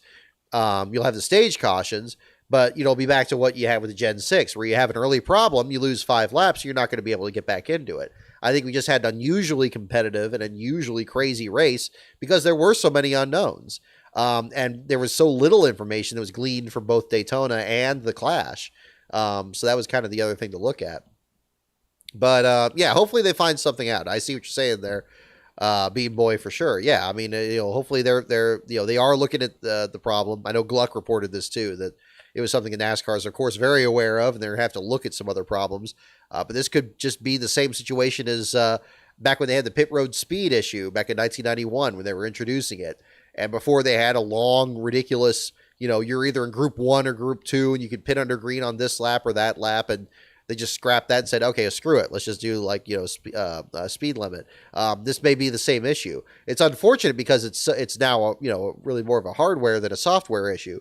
If it turns out that these rims just aren't going to work for the cars, if the wheels need to be bigger, if the tires need to be bigger or whatever, what do? You've had everybody use this monolug hub. You can't just bolt on the old the other wheels that you had from before or something like that and make it work. It's a tough situation, but I don't know the proper solution. I know there has been some discussion about maybe doing something like with IndyCar or Formula One with the the jacks that bring the cars up automatically. You know, I don't know. I mean, well, that just gets the car off the ground in the case of flat tire like we're seeing here, but is that going to get the car back to pit road? I don't know. Should there be is there another piece of equipment that NASCAR could have? Could they get a roller that's closer to the ground that maybe is custom designed? I mean, you got spec cars. If all the cars are the same size and they're designed the same way with the same attributes, can you design something that would be a device that would just kind of get under the car like a spatula, just scoop it up and get it off the ground and not damage it or anything, instead of trying to shoehorn it onto existing technology like a flatbed or a tow truck that's just going to tear the car up? You know, is that the option? It seems like, you know, I get like a skateboard or something. Maybe that would be the kind of the solution there. I don't know. But yeah, that would be kind of interesting to find out. I mean, I don't know what the solution is. I don't know where NASCAR is on it, but they definitely need to try something else to work on there. But I think they might have to think outside the box if changing the rims or the thickness of the tires is not an option. I don't think it is, especially this early in the year with the existing supply chain issues. I think they're stuck with what they have, and I think that they're going to have to really figure that out. But that's going to be kind of the situation there. Oh, I had this kind of half a thought earlier. Helicopters, I like that. That's a good one, Breezy. Yeah, no, there's definitely something else that could kind of work out there. I left this hanging a little bit earlier. I mentioned Ryan Vargas with the transmission issue, and the reason I didn't take a picture inside the car, I mean, you know, you try to check with the teams on that because I'm sure most of them aren't going to be cool with that. There was a crewman, or what I thought was a crewman, standing next to me. He's like, "Hey, is it okay if I get a picture inside this car?" Didn't realize it was the Donut Media guy. I looked at him, and he was like, "Heck, I don't know, man." And I looked at him, and then he had the donut hat on. I'm like, "Wait a minute, I know you. I see you on YouTube." I was like, "Man, I like your stuff." And so that was cool. He was a really cool guy. It was cool to meet with him there. But that was kind of my story on that. He fit right in. He was wearing a JD Motorsports shirt. And I'm like, heck, he fit in with the rest of the crew, man. I mean, you know, if you just started carrying tires, I wouldn't have known any difference. But that was kind of my story with him there. Yeah, it was that was kind of crazy. But yeah, then so I don't know. Yeah, with the situation with towing the cars back, I mean, they got to come up with something. But you know, and it's unfortunate because now they just had this new contract with this tow truck company coming into this year. But maybe they're on board for this. Maybe they have a solution. I mean, obviously, ask people in the industry. I mean, this can't be an unusual situation. And if it is, well, I mean, they'll probably be on board for it. Maybe there's some technology that they only use in special circumstances, or, you know, with different kinds of vehicles. You know, what was it? Where was that old, did they do like a tow truck show on the Speed Channel before it became FS1? Like, you know, find those guys or something. I don't know. But I mean, that would be kind of something to look at there. But yeah, try to figure something out. Yeah, there you go. Yeah, James, you bring up the point. Like, yeah, people talking about having the crews that, you know, in the tow truck change the tires themselves, or maybe putting a spare on or a temporary. Although the tires are already so skinny, I don't see the point of just putting on just regular ones they could get. I don't know. But yeah, something needs to work out there. And the problem is, any equipment that's going to do that, they're going to have to at least get 4 tires, because, you know, if it's usually not just one flat tire. We see, like, you know, the flat rear tires or flat on one side. You know, it's not, you know, or, you know, is it just the luck of the draw? You know, you're just going to leave the drivers to their devices. And if, you know, you get stuck out there like Christopher Bell did, or Bilicki, too bad, so sad. You're just out of the race. I mean, it's a hell of a way to lose it. It sounds to me like it's another step towards making NASCAR like Formula One, where, you know, you have the slightest bit of wheel contact or a slightest bit of wall contact, and nope, you're toast. It's broken. It's never going to run well again. You may as well just give up and walk out of the car. Like, no, that's not NASCAR. I would hate that. I would hate that would be the thing that would eliminate him, especially since the rest of the car is so damn durable. I mean, let's talk about that. So again, as I mentioned earlier, the challenge of covering the last place battles, especially this track now, was that nobody was going to the garage area. Cody Ware was the only one that went to the garage area early, and even he wasn't back there that long. He was back there maybe like 6 laps. So everybody was still running it. The 36 drivers still running out there. And, you know, they're bouncing off each other. They're spinning out. They're having flat tires. They're doing this or that. But they're still out there. And so, they stayed out there. And for guys like Kyle Busch and Daniel Hemrick, that worked out for them because they could get back into the race later on. But the rest of the car is so damn durable. They need to figure out something with the tires, and I don't know what that is. I don't know if there's some way to, you're always going to have flats if you're going to run rubber tires and stuff. So, I mean, I don't see them running hard rubber tires. That's not going to work or something like that. But, hopefully something gets figured out because, that's going to be kind of the situation there. But yeah, what it did allow us to have in this race is some fascinating drivers working their way up from the back of the pack, and also drivers that did not need those penalties or those waiver rounds at the same time. Big kudos to BJ McLeod for a great run. One thing I really regretted not doing at the end of this race, I really, really, really, in hindsight, kicked myself for not interviewing BJ McLeod and Garrett Smithley after this race, because both of them I thought did a fantastic job running as well as they did. For Smithley, it was a new career best, finishing, I believe, in the 21st spot. For BJ, finishing in 22nd, that equaled his best on a non-super speedway, other than his 2 runs at Daytona. Great runs for them. I really wish I had talked to him, and that's kind of a little bit of an embarrassing story, but I'll go ahead and tell you because so the race wraps up, and we'll talk more about the race and everything too, but I'll go ahead and get this out of the way. So the race wraps up. Kyle Larson wins the race.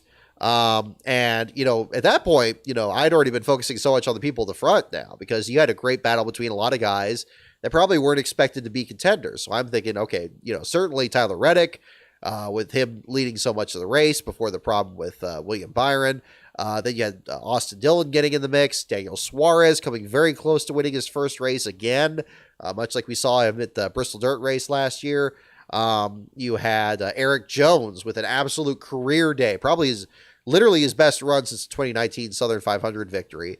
Fantastic run for him. Best run for the Petty team and some of Bubba Wallace's early runs in 2018. Great runs, out for both driver and team. So my intention after the race was over was to really talk with a lot of them. That was a mistake, though, because everybody was going to be talking to those guys. I was really selling people short on that. So obviously, everybody had already talked to Reddick. Everybody had talked to Eric Jones. Everybody had talked to them. But I went down to the garage area, and I was standing there with Tyler Reddick and watching, Austin Dillon talk with him. And then then Reddick was talking with these other guys. And I was just kind of enjoying seeing, however they were talking about it. But during that time, what I should have done is I should have just said, okay, nope, this isn't going anywhere. They're busy. They're doing this. I should just go over and find BJ. I should go find Garrett. I should talk to them.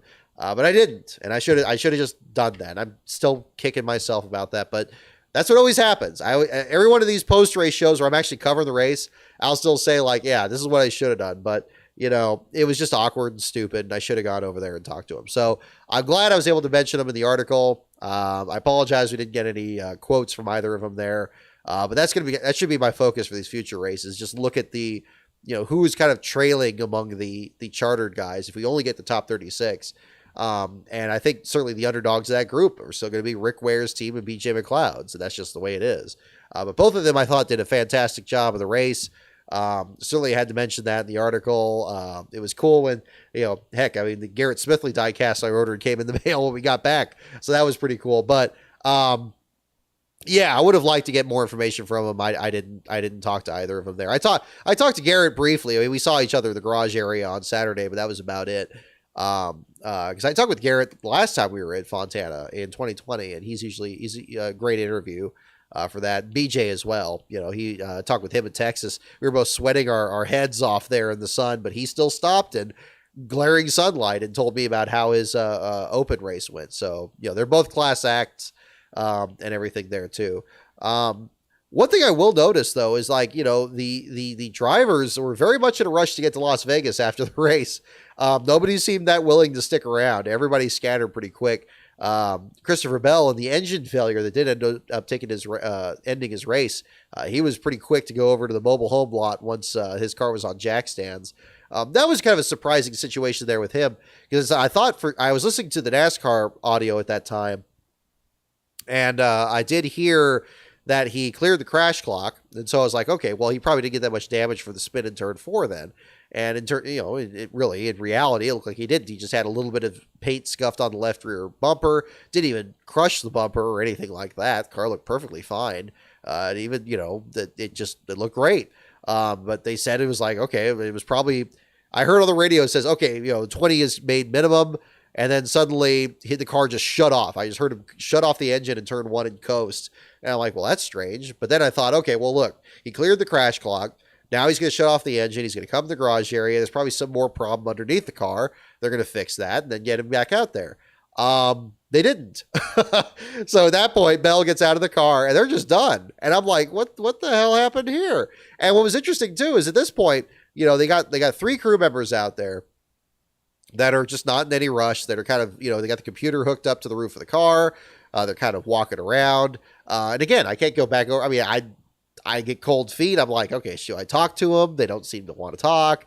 And what was interesting too is they were taking the floor pan off the car too. They took the piece off underneath the nose and kind of set that aside. I don't know why they were doing that, but I guess maybe whatever the issue was of the engine was on the underside of it, or at least more accessible under there. I don't know, but that was the situation. Yeah, that was weird, but that was that. And then he was pretty much the only guy in the garage area until Tyler Reddick's accident there with William Byron. And then, the lid of the race just seemed to bubble off there, but it was fun to watch, the last part of the race. I watched like the last 30 laps from pit road, and that seemed to be the best place to be because there were, Eric Jones's stall was not too far from where the media center was. And when Jones was leading as many laps as he was, I was like, oh my, and especially once Reddick was out, or knocked out of contention, I was like, oh my God, Eric Jones is going to win this. I need to be ready. I need to be ready for if that happens. So I went down to kind of to where the 43 stall was. But by that point, it started to turn into the Childress versus Kyle Larson show. And you had Daniel Suarez up there. You had Austin Dillon up there. And then, of course, Kyle Larson, noticing the pay window was open, was suddenly right back in there. The Chevrolets, for being struggling as much as they did at Daytona, they absolutely just covered the field there at Fontana. That was very impressive. They made the Penske guys look really slow and sluggish by comparison, even though Logano himself was kind of up there in the mix for a lot of it. And Cindric wasn't too bad either. And Ryan Blaney saved his car from almost spinning. Everybody kind of had their moments. So that was kind of cool to see. It was kind of one of those kind of situations there. But I fully expected Eric Jones to win that race, and then it seemed like it was going to be Suarez, and just a beautiful move there. I mean, it was cool seeing them kind of slalom through that front straightaway there, coming down there. I thought that was really striking, especially as the sun was kind of getting lower in the sky.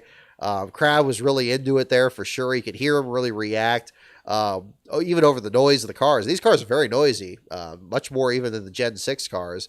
Kind of have more of that monster truck kind of engine sound. They were really getting it done. They were really getting it done out there. But kudos to Kyle Larson for the victory. Suarez and Jones, they're going to have their day. I think they're going to be, if they can keep that up in Vegas and going forward from there, I think they're going to be ones to really watch.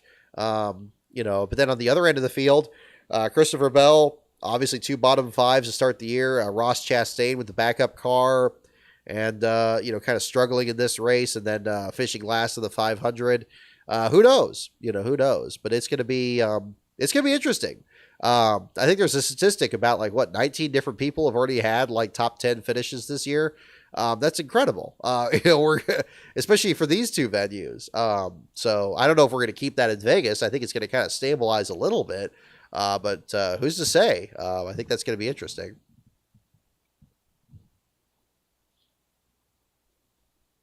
So,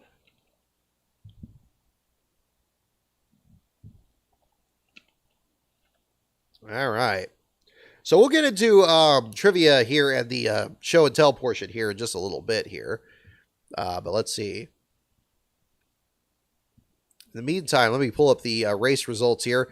Chris Buescher bounced off the outside wall. He came back out for a bit, then pulled behind the wall there. Got a shot of him in the 17 pulling out. He used the same exit that Christopher Bell did when he had the engine problem. Harrison Burton got clobbered there on the backstretch. Car got towed through the backstretch entrance there. He came back there about the same time. 24 was getting the fender cut off. Michael McDowell, that was such a heartbreaker. He was top 10. Looked like he was going to have a great run. I don't think he's even sniffed the top 10 at Fontana before, but he was looking really, really good. The engine just started to kind of shut off, just like the Chase Elliott thing, too. Both of them were kind of dropping the back end of the field. The cars just kind of gave up. Electrical issues were the cited reason for McDowell falling out, but Chase Elliott finished under power back in the 26th spot. Looked like absolute chaos there on the last lap. Austin Cindric's onboard showed just cars skating all over the place. I mentioned Ryan Blaney's near spin there. That was pretty crazy. Kyle Busch coming back from multiple laps down to finish 14th. Daniel Hemrick coming back from, I believe, 6 or 7 laps down to finish in the 9th spot. I mean, just incredible. Kurt Busch from his last lap, last place start, the pass through at the beginning, having to just barely catch the back of the field there before Kyle's first caution there. Still gets the 8th place finish. I believe passed the most cars out there. Eric Almirola got a top 10. That was good to see. Lots of great stories. Cole Custer got 11th. Like I said, that got him in the top 16 of the points after his Xfinity Series win. Bubba Wallace was fighting in there with pieces of his car coming off again, just like last time. Good to see. There's a lot of comments. I received a comment about Justin Haley's car saying that he got airborne after the crash on the inside. I didn't see that. The replay actually seemed to indicate he kind of kept more or less on the ground, but that was good to see. But a hard hit there. He actually pounded off the inside wall, got back around there again, and actually stopped halfway down pit road about where the leaderboard was. David Green, one of the NASCAR officials now, former driver, of course, the Xfinity Series, he was actually taking pictures of the headrest after that car had stopped and Haley had climbed out. So I guess they're going to kind of keep evaluating that. I haven't heard anything new about the Hans device issue that they had with Stenhouse and Larson at the previous races. But, again, it looks like both Stenhouse and Larson had good finishes. So luckily they didn't have to put any of that equipment to the test. But we'll see. Hopefully that remains a non-issue going forward. This kind of leads us to the issue with the Chase Elliott and Kyle Larson thing, too. So, this was kind of surprising to me. So I wasn't listening to the 9 or the 5 because, of course, I listened to the back of the field. So that's kind of my situation there too. But I thought it was strange, like how much people were trying to make this a big, big story. I mean, Chase Elliott was angry. I mean, no doubt. I've listened to the audio since then. He had some choice words for Larson. Did he spin out intentionally at the end to screw up Larson's shot of winning the race? I don't know. It's hard to tell. I think the fact that he spun out earlier after bouncing off the wall himself, that kind of tells me that maybe there was just something that car was just evil. And it probably was just a situation like Dale Jr. had in Vegas in 2004. Car was just a handful. And maybe it wasn't until he hit the wall himself, and he only has himself to blame for that. But I believe what the spotter was saying, in the aftermath of that look, it was just a miscommunication. They were watching the 22. They weren't watching the 9. Now it could be a situation just as easily, or maybe the team is like, okay, well, somebody's got to fall on their sword here, or nobody's going to shut up about this. I have no doubt in the meantime, though, Mr. Hendrick is going to handle whatever has stemmed from this and make sure it's not a long-standing issue with a very strong quartet of drivers here. Regardless. So, it is what it is. I don't think it's a big deal, but I thought it was surprising. There were a lot of people in the media center that wanted to make it a very big thing and kept chasing Kyle Larson, if you will, about the story. I thought that was just kind of ridiculous, but I don't know. Everybody's got to write something, so I guess that's the situation. But yeah, you got people that are going to be, people aren't going to be happy one way or the other. So that's just kind of the way that goes. But yeah, again, I'm really pleased for Garrett Smithley and BJ McLeod. I mean, seeing both those teams in the mid-pack, not at a super speedway race, not at the Clash, not at an unusual race, but at a downforce track that is usually just brutal to these small teams. Usually a small team here would be like 6 laps down. They're not going to be a factor. They're going to be way back. We did have a lot of cautions. We had, a record slow pace, I think. I mean, if not the record, pretty dang close to it. But, still put on a good show. So I think that was good to see. Got a feel for Todd Gilliland, though, losing his crew chief here for the next few races after the loose wheel. Gilliland finished 20th there. Seemed to have some decent moves early on there. I know John Hunter Nemechek was good in that car in 2020 here. But yeah.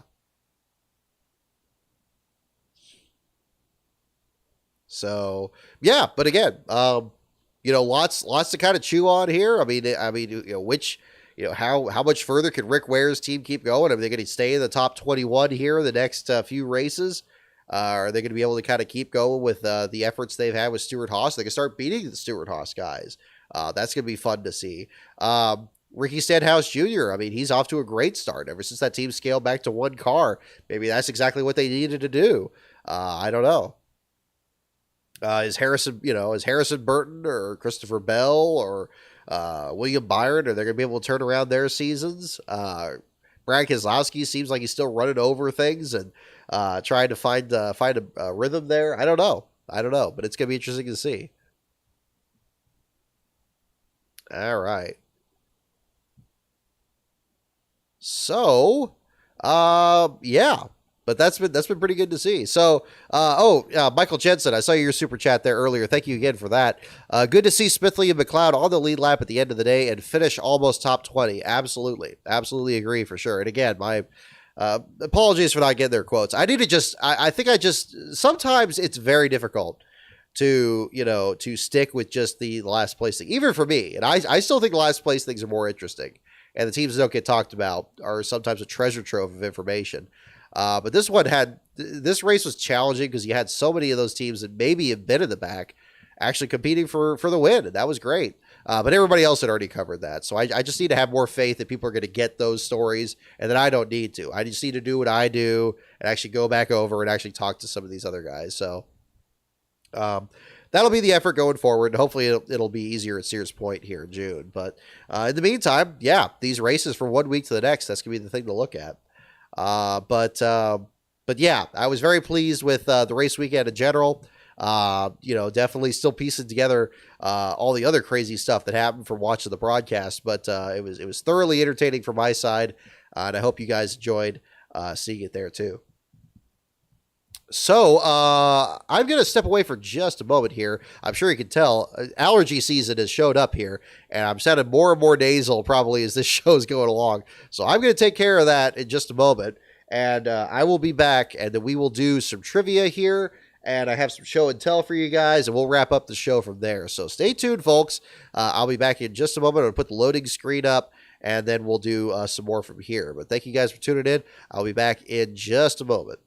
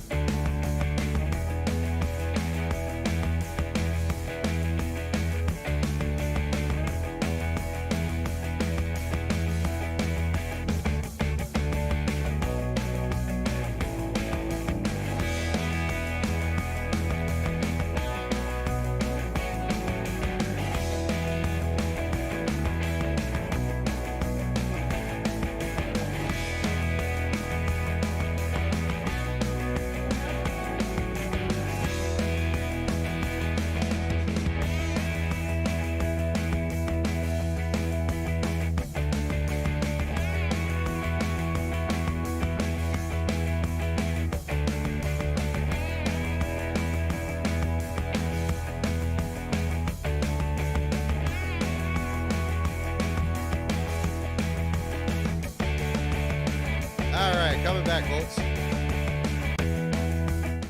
Okay. All right. Sorry about that, folks. We are back. So, Yeah, so we're this show tonight brought to you by Mucinex. So I still need to get like an actual sponsor for this eventually, but we'll figure that out as we go along. So I do have a couple other things here for you guys. So first and foremost, we haven't done the magnet drawing yet. That is going to be coming up after the show tonight. I moved the screen a little further away. That's okay.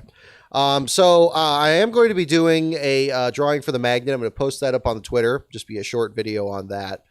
So we'll have that coming up here. What I do have are a couple little things to show here. So whoever wins the magnet, I'm going to do that in a separate video on the Twitter account. I was able to grab some hero cards from the infield, and I'm going to be throwing these in here with it. So I'll show you those here in the meantime. Actually, I will bring the camera a little closer because it'll show things off a little better. So they did not have any hero cards back at the Clash, and I don't know. I'm sure they had them at the 500, but they definitely had them at Fontana. Pretty much all the Cup teams and a good amount of the Busch teams or Xfinity teams. Oh, there we go. There's that name too. So first we got BJ McLeod. So these are going to be cards that are going to be given away to whoever wins the magnet as well. So these are going to be thrown in there. These are not autographed. I can't do that. So I just grab these and have that. So that's pretty hip. So we got the Paula Casino machine there for the 78. Next one we have here is Brad Keselowski, the Violet Defense car. I think this is a fantastic paint scheme here. So it really shows pretty well. I got a good shot of the 6 there, and how you can kind of see yourself in the reflection of the numbers on these cars here. So that's pretty neat. So we got that. That'll be thrown in there as well. Next one in the list here, we got a few of them. You got Harrison Burton. I guess we're staying with the Ford contingent here.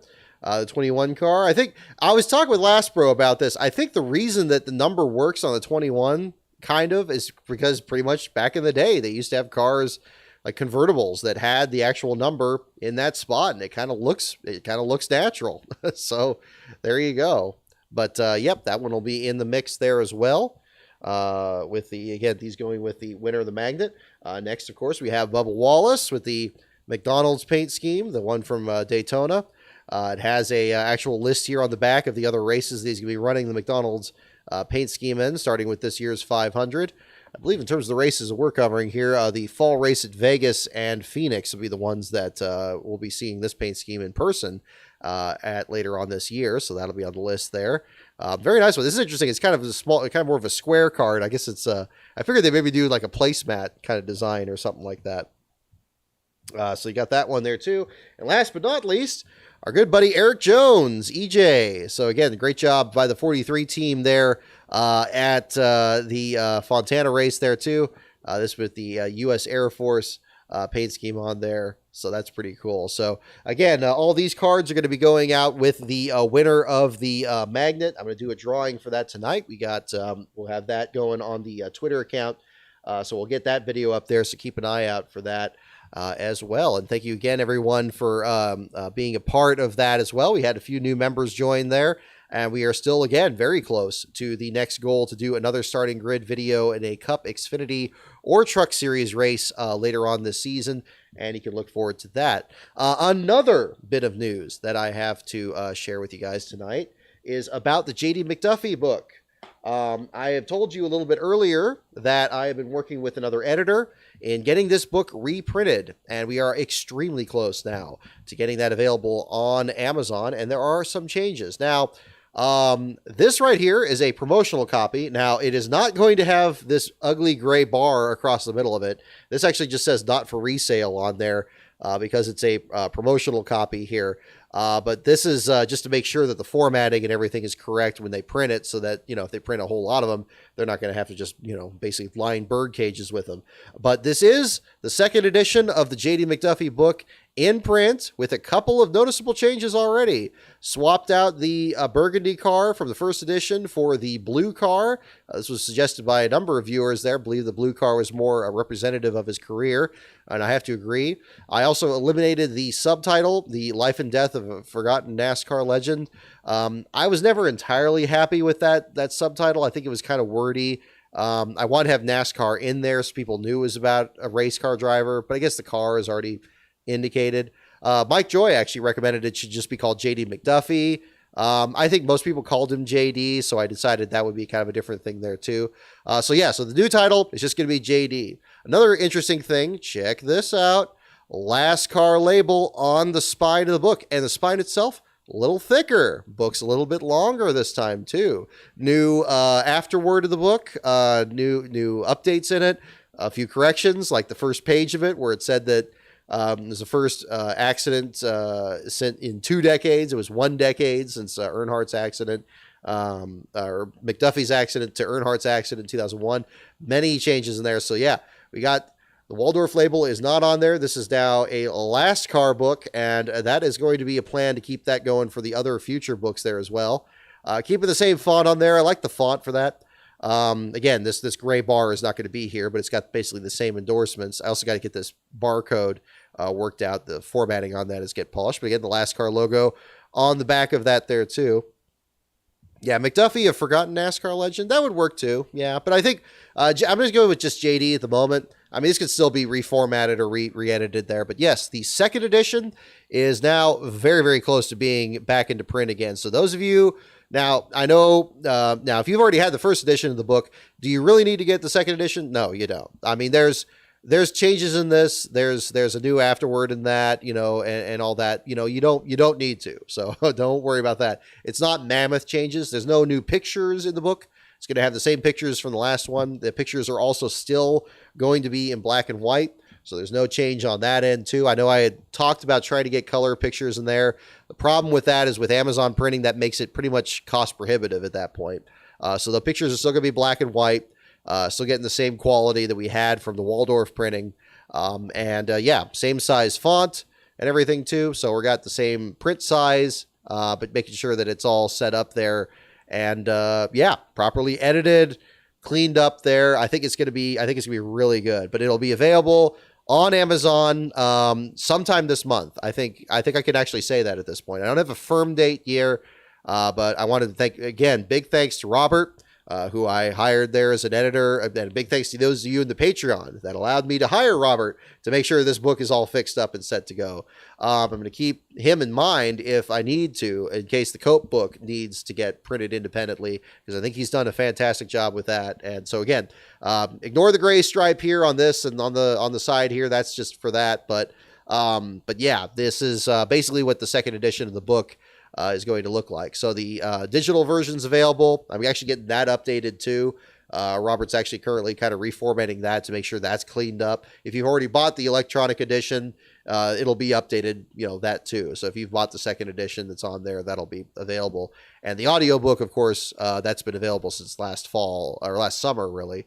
So that's there. So yeah, those of you who want printed books, you're going to be able to get them very, very soon. We'll set something up there in terms of like if you want them signed or anything like that. Since they're print to order, it's going to be a little bit different. I'm probably going to order some copies myself again to kind of get ready for that.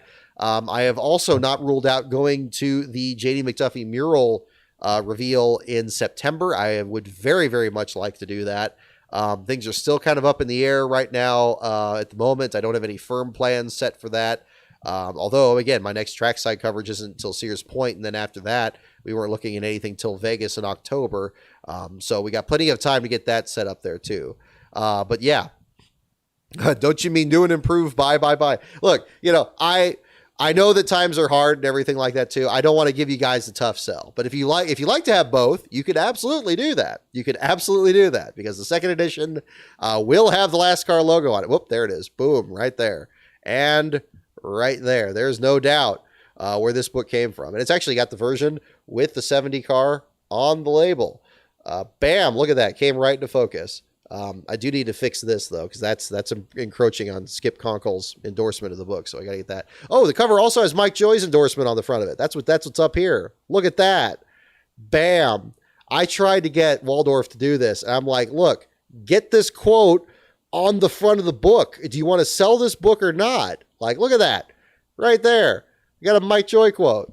I mean, again, this is why that's not the only reason, but that is definitely in the top 5 reasons. You're not going to hear me be too critical of Mike Joy in the booth there. There's a lot of things that I think Fox Sports needs to do better, but Mike Joy is not one of them. So yeah, that's definitely still in the mix there. So yeah, coming up very soon, and I'm glad to share that. This actually just came in the mail this past weekend here when we were back out at the track. So I was glad to have this here for the show tonight. And yeah, so you'll be able, if you haven't picked up the book yet, you definitely got another shot coming up very soon here. So with that, let's do some trivia questions here to kind of wrap up the show. We'll just do a couple here tonight. The show's kind of running. Oh gosh, we're already up to about a couple hours here. So whichever category you guys like or any other topics you'd like to cover on this, definitely let me know. And yes, exactly. Yeah, the first edition is going to be a collector's item. It will. It is out of print. That's why the Waldorf listing on Amazon does not have any books available, because they're not printing any more of them. They destroy. I'll tell you what. They don't print them anymore. They destroy the molds. It's like the Hot Wheels Last Run diecast. They can't make any more of them. They literally can't. And there's no contract there anymore, which is why I'm able to say that, yeah, this book is getting reprinted now, and it's set up with the Mike Joy quote. So, that's definitely the other aspect of it there too. But again, kudos to Waldorf. I don't want to be too critical of them. I think, again, this came up actually on a live stream when I was with Ultimate 23 Dragon and her friend there, that, one thing that Imogene McDuffie really wanted was that this was a good book. Like, it looked professional, that it was all set to go, and Waldorf did that. They got it pretty close to where it needed to be, and she was very happy with that. So, they absolutely deserve the credit for that. And but now we got with this edit of it here, I think is going to be even better. So I think that'll be good. So hopefully, we're going to go with that. So that'll be kind of where we go with this. Will I be attending the Xfinity Portland race? No, that's not currently planned at the moment. In terms of like it's on the verge of being one where I could probably drive to, because I do live in Northern California, so it wouldn't be too impossible of a drive. I don't know. Portland's a little sketchy. I'm not too crazy about that. I mean, we've already done LA this year, and we had that without a hitch. So I'm not sure. We'll see. I guess I haven't ruled it out completely, but I don't think I'm going to do it for that. I do love the Xfinity series, though. I mean, it's definitely a series I've been a big fan of. I would love to follow the last place battle there. But we'll see. I maybe actually at that point, I'll probably be saving up to try to do Darlington there at that point. So we'll see how that goes. But yeah, we'll see. Maybe after this first year, we'll try to do something with that.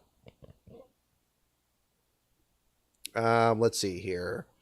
So, yes. Okay, hang on. Let me get the categories here.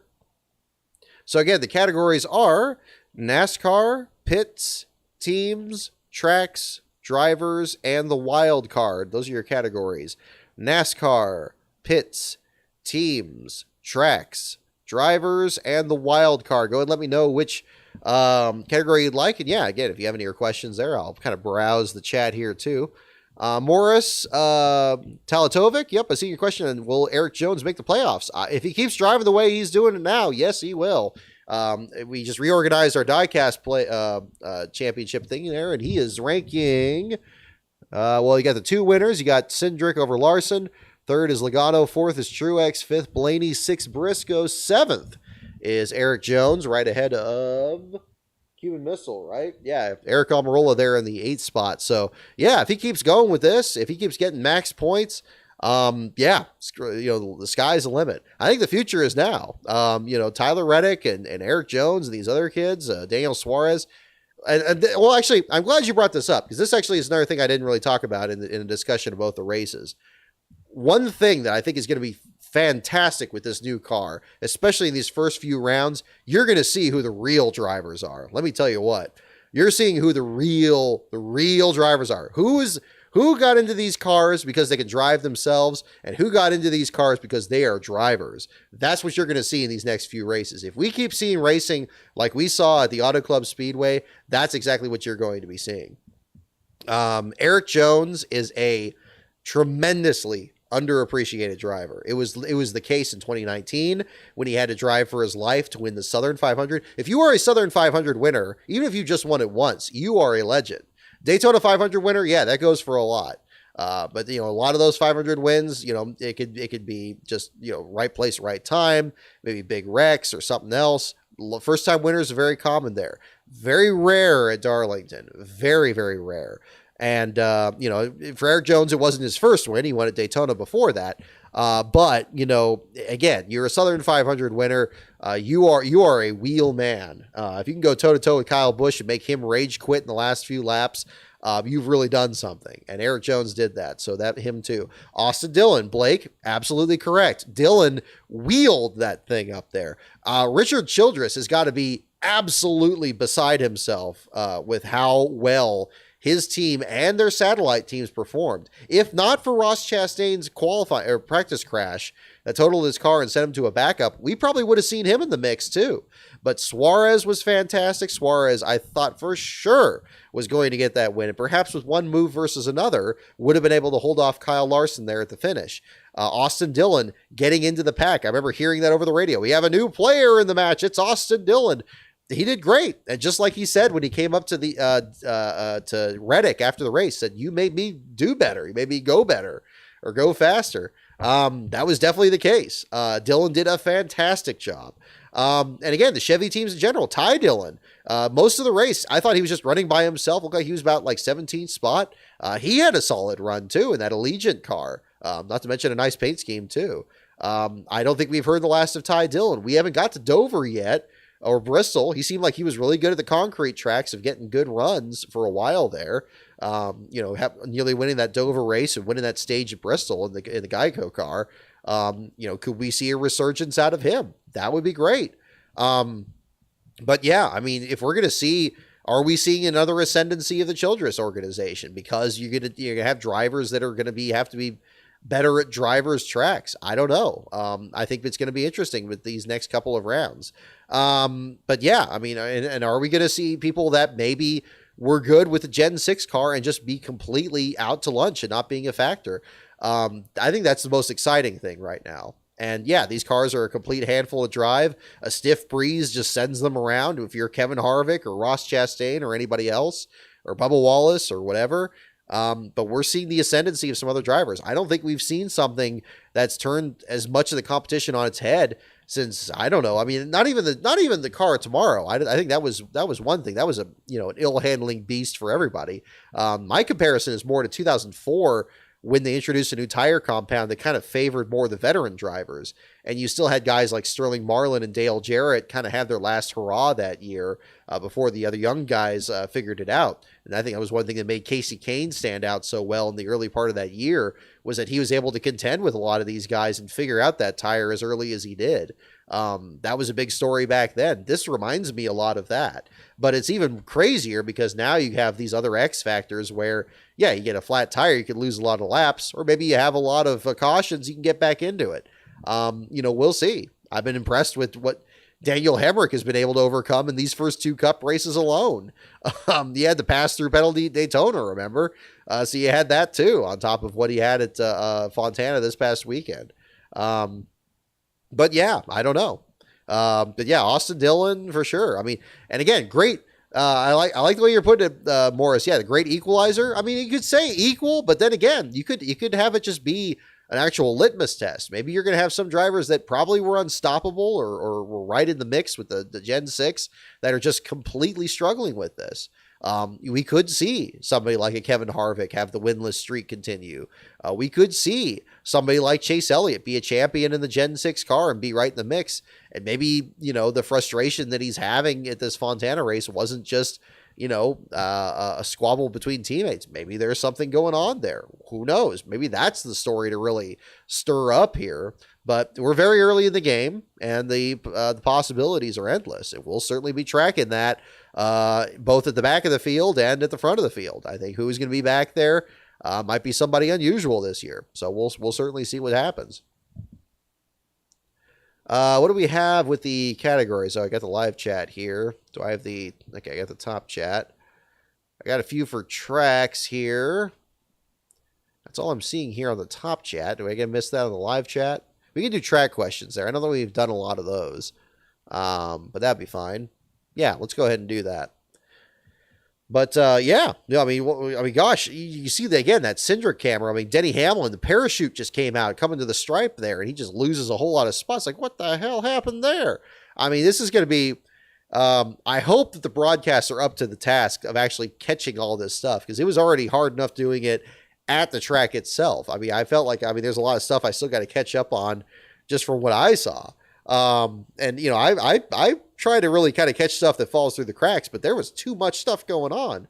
I was missing a lot of stuff too. So, you know, kudos to the remaining media corps and the broadcasters there. Hope we see that. Yeah, might see a first last place finisher champion. Exactly. I mean, you know, I think we're going to have a really interesting one. If we have Christopher Bell and Ross Chastain already your first two last place finishers this year, I don't think anybody would have really picked that in the first off season. I certainly wouldn't have. You know, Chastain hadn't finished last since 2018, and Bell has been, you know, ever since he got the 20 car, he's been solid. But maybe it's the toss up. Yeah, but thank you for bringing that up. It's a very good point. Bring up with Eric Jones. Tracks. Here we go. What corporation owns the California Speedway? Well, that was timely. What corporation owns the California Speedway? That's our first question here. Yeah, I'd like to do Portland, but I mean, again, and I think the most cost effective thing for my coverage and being kind of a small fish in this still. I mean, we're getting there. I mean, again, more people I keep running into there. I know we got a lot of supporters out there. That's fantastic, and I'm thankful for everybody that follows the site and follows the Twitter, and you know, the people in the Patreon, or even people just share the videos on YouTube. The fact that those are getting seen out there. I mean, gosh, I got people from Penske talking to me about that. I mean, that's great. That's exciting. So the best I can keep this going, the best I could do it there. So we'll come out there with the polo shirt and the next gen hat and just kind of figure out what's happening there. What corporation owns the California Speedway is the question. And the answer is Penske Motorsports. Penske Motorsports. It's going back before ISC on there. Penske is correct. Andrew Haywood, you got that one. Any word on Harrison Burton's car running this week since he wrecked both cars? Excellent question. I wish I had asked that. I don't know. The thing I was waiting to see. I was waiting to see JJ Yaley's back up on Austin Cindric's hauler. I didn't get a good look at that there. I also wanted to see if Rick Ware really had any of the Starcom cars, or if those ended up being bought by the Money Team. I think there might have been a miscommunication. When I talked with the folks of the Money Team, they said they were brand new cars, but I think I don't know. Somebody got those cars. I don't think they're just sitting in a museum, but you know, because I mean, you just bolt them together, and the supply chain issue, somebody's going to want them. But I think it's interesting that all these Chevy teams are back up there. That's another thing I got to bring up too. Big thanks to Jonathan. Oh, hang on. Big thanks to John Cohen of the New York Racing Team. I ran into him over at Fontana too. He was really cool to talk to me. I need to just do a sit down interview with him one of these days. I really like to do that because I think his team is interesting. You know, it doesn't get talked about as much. I think a lot of people think they're brand new, even though they've been around since 2012, 2011. Driving, you know, getting Scott Riggs out there, the No Label Watches car. They've always had fantastic paint jobs. The one this year is it's okay, but it's definitely not, you know, terrible. But a lot of those other, the Phoenix construction car and all those other ones, I mean, Phoenix Warehouses one, not to be confused with James Finch Company. Yeah, I mean, I think it's just really cool. But yeah, I got to talk to him and I thanked him for sending the shirt. You know, I mean, when I ordered the shirt from him there, he sent it in a nice box and all that. I thought that was really cool. Yeah, he told me, yeah, they were coming back later this year. I didn't think they'd be coming back this next week with Biffle. But that's fantastic. So that's good to see there. But always good to see him there. And he's been really, I mean, the New York Racing Team, they may not be a full-time team yet, but they've had a presence in every race I've seen really since last year at Phoenix. They had guys with New York Racing labels on the pit road at Phoenix. They were at the Clash. I know I saw some by the starting line there. I saw that logo pop up there. Certainly they were in the 500, and then I ran to John at Fontana. So, yeah, I mean, they're all in there, you know, and they've been really good at, like, you know, trying to keep going with their team. So best of luck to the New York Racing Team. I'm always a big fan of underdog organizations, and man, we need as many of the open teams out there as we can. So hopefully they get back at it at Vegas. It's just the it's got just the FAMU colors on it, Gianni. No, I haven't seen the paint scheme yet. I got to look that up. That'd be pretty cool. Actually, I should just pull up their Twitter feed. One of these days, I'm going to get that thing pulled up on here so I could get both of them on here.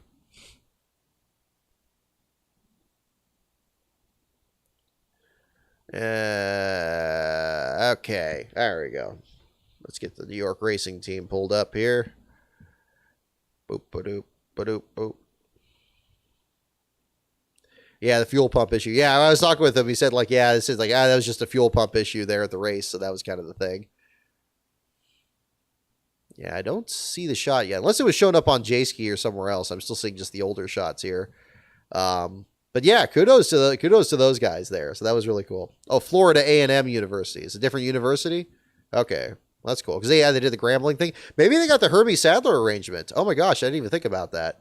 Yeah, maybe they do like all kinds of different schools. That'd be pretty hip. I don't know. Again, I got to do an interview with him somewhere down the line. I got to figure that out. But maybe that'll be something to kind of stay tuned for down the line. But yeah, kudos to him. I always like talking to him.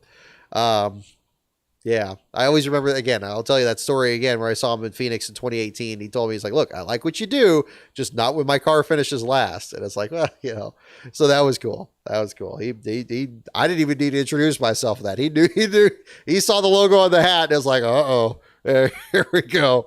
But that was cool. That was cool. No, he's good people. So it's good to see him in the sport. What track is a few short blocks from Fireball Roberts' burial spot? Oh, here we go. Let me read that again. Next question is, what track is a few short blocks from Fireball Roberts' burial spot? Not officially released picture on jack stands. Okay, yeah, that's probably it. Yeah, somebody got a tour of the shop there. Right on. What track is a few short blocks from Fireball Roberts' burial spot is the next question we have here. Thank you guys for tuning in here. I got 27 viewers here this evening. Appreciate you guys sticking around here. We are going to go back to between this next week for Las Vegas up until Sears Point in June. Those are going to be, we're going to have live streams immediately after the race or within about 15 minutes after the checkered flag. So look forward to that. We'll be covering all the weekend's action there after the conclusion of the Cup Series race. And we'll get some more of your fresh hot takes on that and see how the heck this season's going to be playing out because it's going to be really interesting. So we'll find out. Last Bro is still beating me in the point standings. I think he's still leading by I think he's got 6 points on me now. He's trying to... I finished ahead of him in both races, but of course he's just a master of these stage races, and he's figuring out a way to try to destroy me again. Okay, next question here again. What track is a few short blocks from Fireball Roberts' burial spot? The answer is Daytona.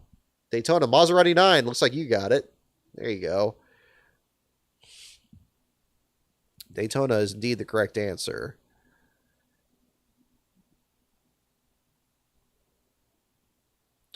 Where did Clay Earls plant climbing roses at Martinsville, not knowing that bees love them? Read that question again.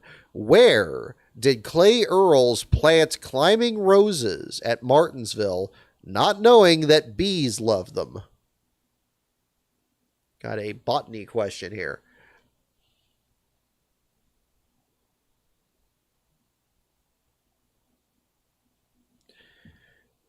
Where did Clay Earls plant climbing roses at Martinsville, not knowing bees love them?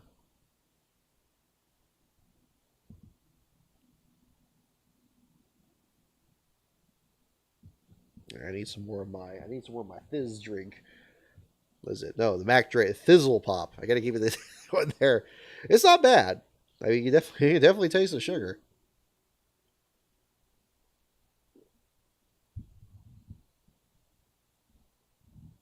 I don't know. Luckily, I don't think it's gonna be habit forming, but I still like my Code Red. But if I drink that tonight, I'm gonna be up all night. Let me check out some of your brandings on here. Exoticpop.com. Mac Dre Thizzle Washington album. Okay. Well, there you go. Like I say, it'd be a great Mark Martin sponsorship. Trackhouse has no backups now. Might use RCR backup if needed. Wow, there you go. Let's see. Okay, so the question is flag stand, turn 4, turn 1. Yeah, no Code Red tonight, but Code Red coming back next Sunday. I did drink a Code Red on race morning, though. You saw that on the picture. I made sure to tweet that with the magnet that day, so I got that. Yeah, we can still keep that going. Let me read that question again. Where did Clay Earls plant climbing roses at Martinsville, not knowing that bees love them? The answer is on the outhouses. Oh, no. On the outhouses. Well, now there's a legend that I'm sure you could do a whole Scene Vault episode on. On the outhouses. Man, oh, man. Now, you know, yeah, that's pretty bad.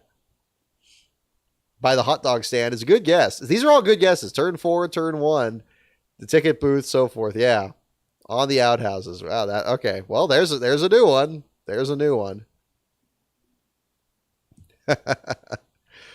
Yeah, you don't want any bees at the outhouses. I think that's Incidentally, I don't know why this is surprising, but yeah, they don't put any lights in these porta potties here. I had to use one on the way out of the track there, and they closed the door. It's like, oh no!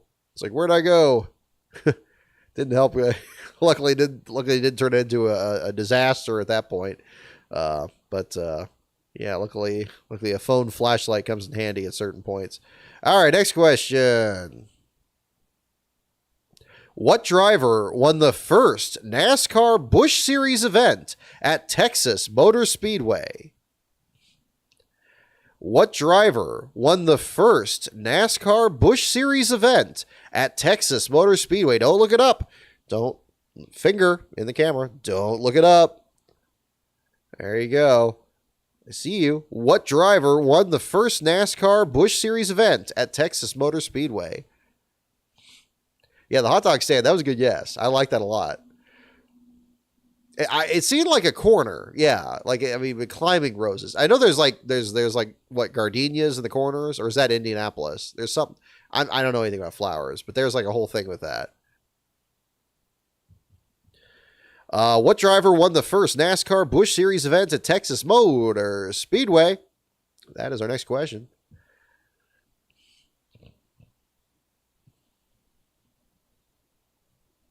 Dale Jr. Kenseth, Mark Martin, Burton.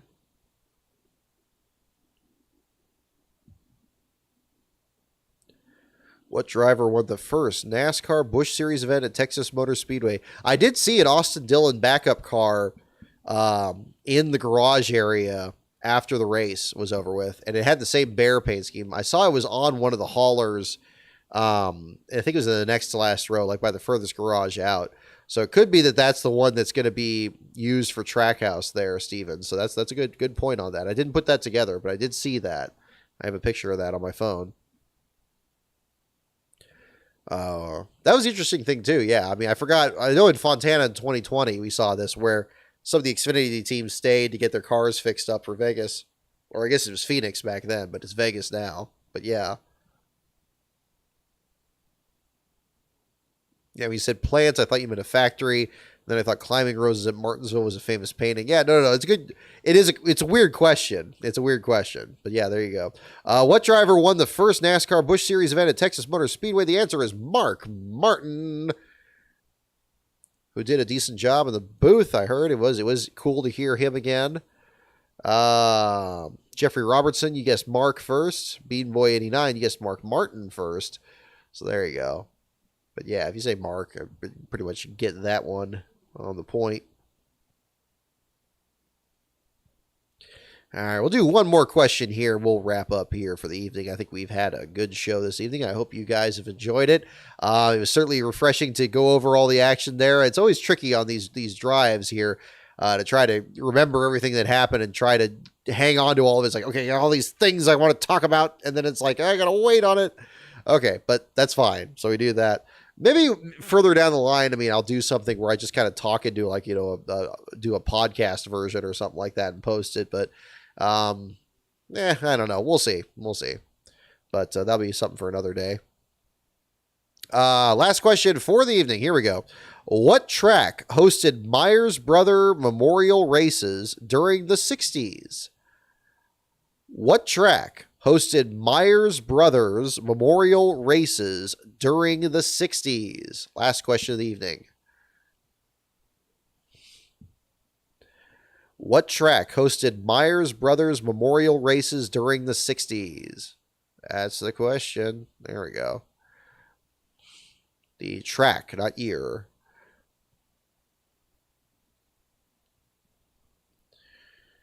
And let me read that again.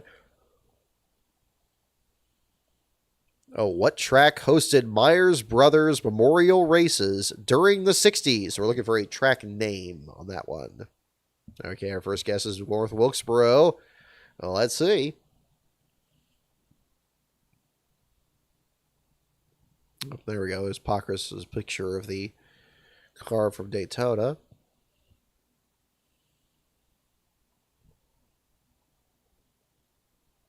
Do.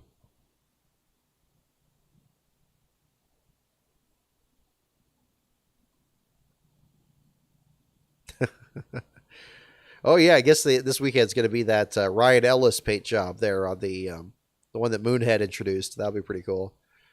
On the old 44 there for the Alpha Prime guys. Alpha Prime's got some great paint schemes so far, no doubt. I mean, they've had some good partners over there. They just need to get some better luck, that's for sure. What track hosted Myers Brothers Memorial races during the 60s? We got guesses for Hickory, Richmond, Bowman Gray, Wisconsin Track M, Winston-Salem, North Wilkesboro. Let's see. Here we go. All right, one more time. What track hosted Myers Brothers Memorial races during the 60s? Last question for the evening. And the answer is, it did it incorrectly. It is Bowman Gray, but it put a hyphen. That's not correct, isn't it? It's actually just Bowman Gray without the hyphen, correct? But there you go. Actually, it shows up on the screen pretty well. Glad the camera works. We had a couple issues there getting everything set up there a little bit earlier in the day. Well, that'll do it for our show this evening. Thank you so much, everyone, for tuning in. I hope, again, you guys enjoyed the coverage there from Fontana this past weekend as much as I enjoyed doing it. That's 2 races for us in the first 3 NASCAR Cup Series featuring weekends there of the year. Very exciting way to get the season started. Our next trackside coverage is not going to be until Sonoma in June 10th to the 12th, I believe it is. So that's going to be very exciting. In the meantime, there'll be much more last place coverage at Last Car on Brock on Twitter starting this weekend in Las Vegas. We'll go back to our coverage here back at the old headquarters here. About 15 minutes after those races, after the Cup Series race specifically, we'll do shows there. We'll talk about the action from that. We'll kind of do that week to week here and get the season rolling. I mean, it's going to be really exciting to see. I think there's a lot of good storylines we can build on, and that'll be really good there. So thank you guys for checking out everything. LastCar.info is the website. Patreon.com/LastCarOnBrock is the Patreon. Thank you to everyone that's checking out the videos here on this YouTube channel as well. And again, our next show is going to be next Sunday after the events in Las Vegas. So stay safe, everyone. And hey, just I don't know why I said everyone twice. I guess that means everyone out there. Have a great time out there, folks, and do it, Rockapella.